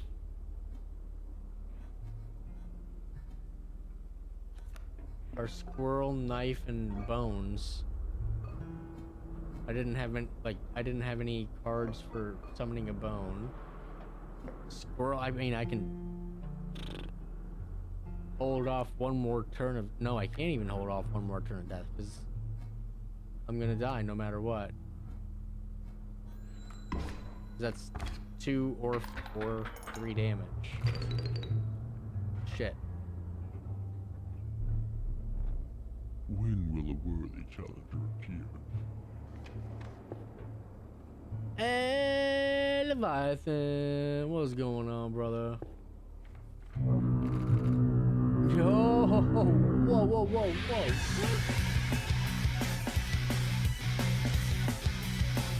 Clay with the big ass raid. That's not a chill raid, Clay. Hello, raiders. That is the opposite of a chill raid. Welcome everybody. How you doing? You caught me. I'm just playing a chill little card game that's wrecking my mind. I've been on a little bit of a Daniel Mullins kick. I played the Hex last night, and so tonight, while trying to catch up on some Daniel Mullins lore, ended up playing Inscryption for the first time. But welcome, Raiders, if you're new here. Hello, my name is Savvy Savage, but you can all call me Savvy. Hope you're all having a fantastic Tuesday night. Still need to finish this. You got chapter 3, never finished. All right. Maximilian, it's good to see ya. Clay, of course. Leviathan, the classic homies. I see all of you. But welcome in, everybody. Clay, I see you have been playing some Black Myth Wukong. I hope you are doing fantastic in the world of the monkey. It's good to see you, my friend.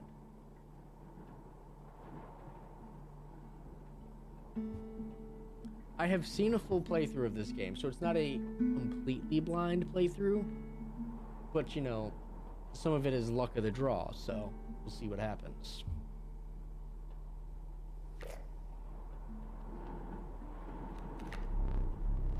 Kingfisher, okay. And elk.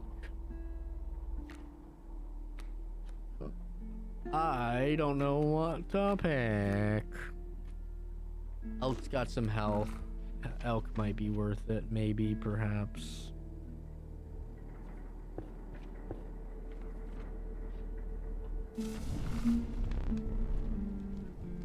A group of starving survivors stood around a dying campfire. There's room for a creature around the fire, one said. The warmth will enhance its health, said another. One of the survivors said nothing at all, but could not stop licking their lips. Oh, it's 2 health. Nice. Going to bed. Onion Turtle, thank you for stopping by. It was good talking to you tonight. Hope you have a fantastic night, and I hope to talk to you soon, friend.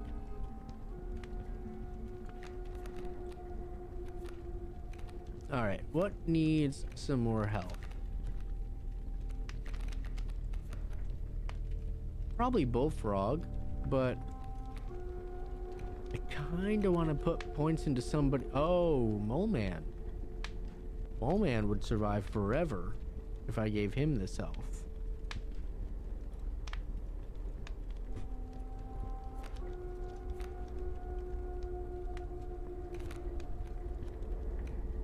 Because he'll block flying. He'll move to where he needs to block. I'll give it to him. Probably not a good idea, but I'm doing it.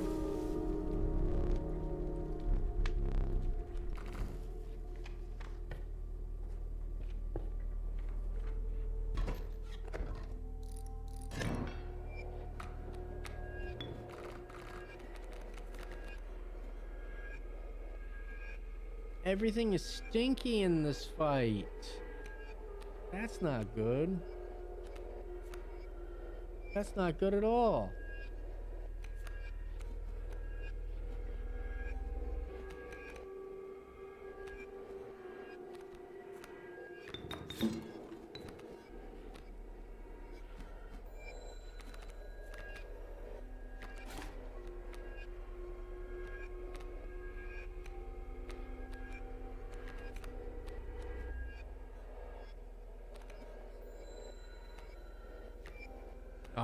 this is bad.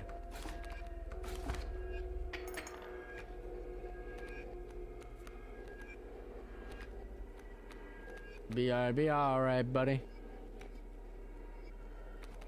I can pull out the ant queen, but that's not gonna do a whole lot. It's gonna be 2 damage. It's not gonna be enough to kill anybody. These guys can swing over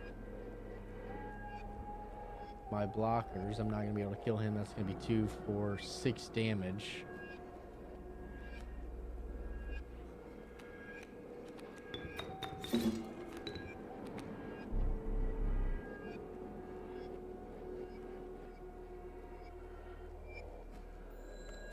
I'm dead.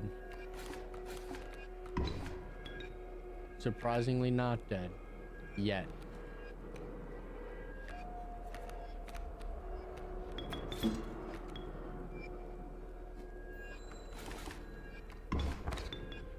There it is.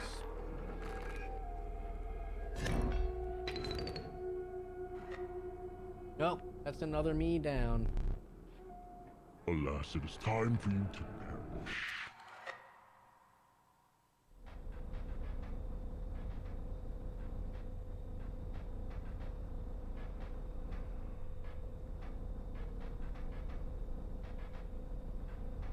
Stay there. No need to move. I'm afraid you're not dead yet. Hold still. Where did I put that camera on?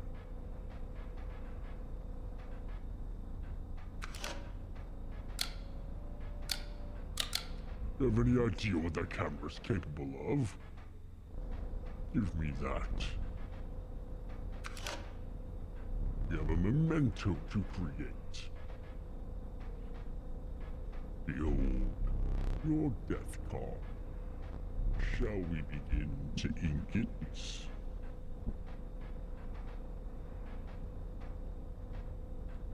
Choose a card to draw the cost from. The cost of 1 blood from the worker ants. And another. This time I will use its power and health. 2 power, 3 health from the opossum. Now choose a card from which we will extract the sigils. Sigil of Bearer, Sigil of Mighty Lee. I shouldn't have done that. I should not have done that. I never did ask your name.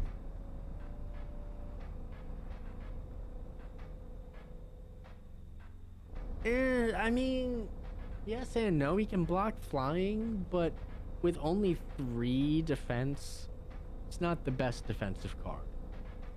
But for only 1 health and for 1 sacrifice, it's not bad. It's not min-maxed, but it's okay.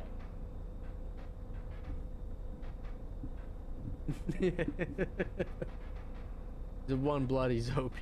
Yeah.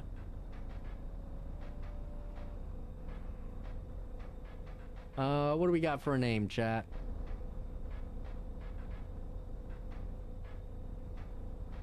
Gonzalez. One thing now remains. I must capture your visage. Say cheese. Cheese.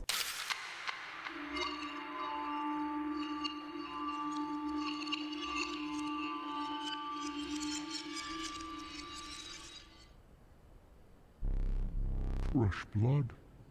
Perhaps you'll make it farther a foot of a totem. Knock on wood. A gift from the angler. You see, he was defeated recently and wishes to redeem himself. It would be unfortunate if he were to fall to the prospector before he was given that chance. This hook is powerful. You may steal one of my cards with it. For that reason, you will not find any others along the path. Use it wisely. It seems the lowly stink bug has made its way in. But it is dealt, so it stands.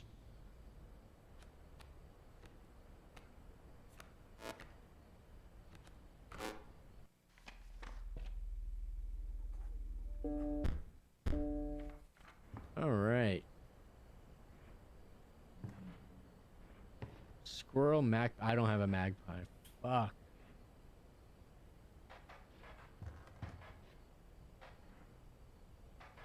Wait, these reset too? Oh.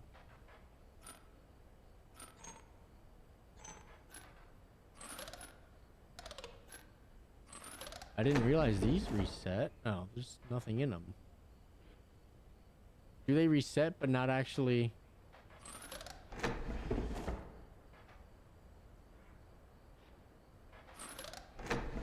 Oh, okay. So these don't actually do anything.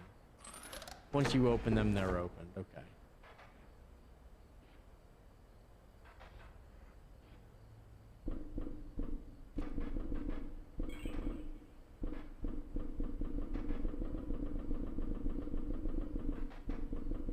Okay, we got a red something or rather.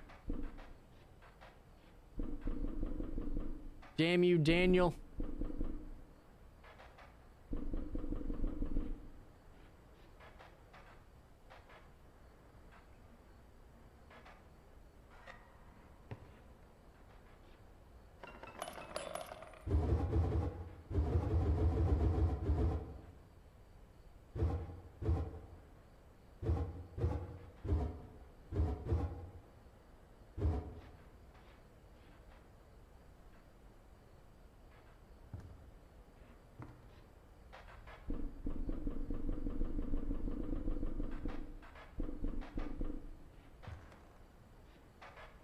I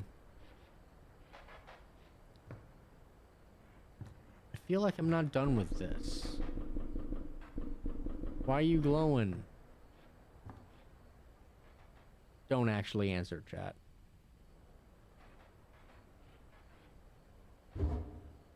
I know there's something with this. I just don't know what yet.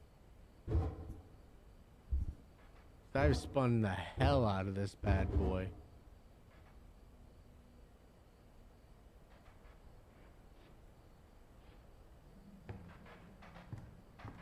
I'm good. I'm good for now. I'm actually probably about to hit the sack. Because it is late. It is rapidly approaching past my bedtime.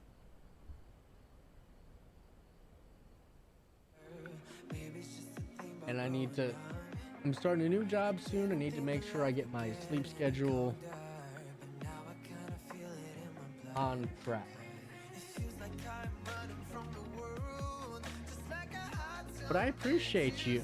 I appreciate you double checking and asking. Maybe next time I play, I'll be into it.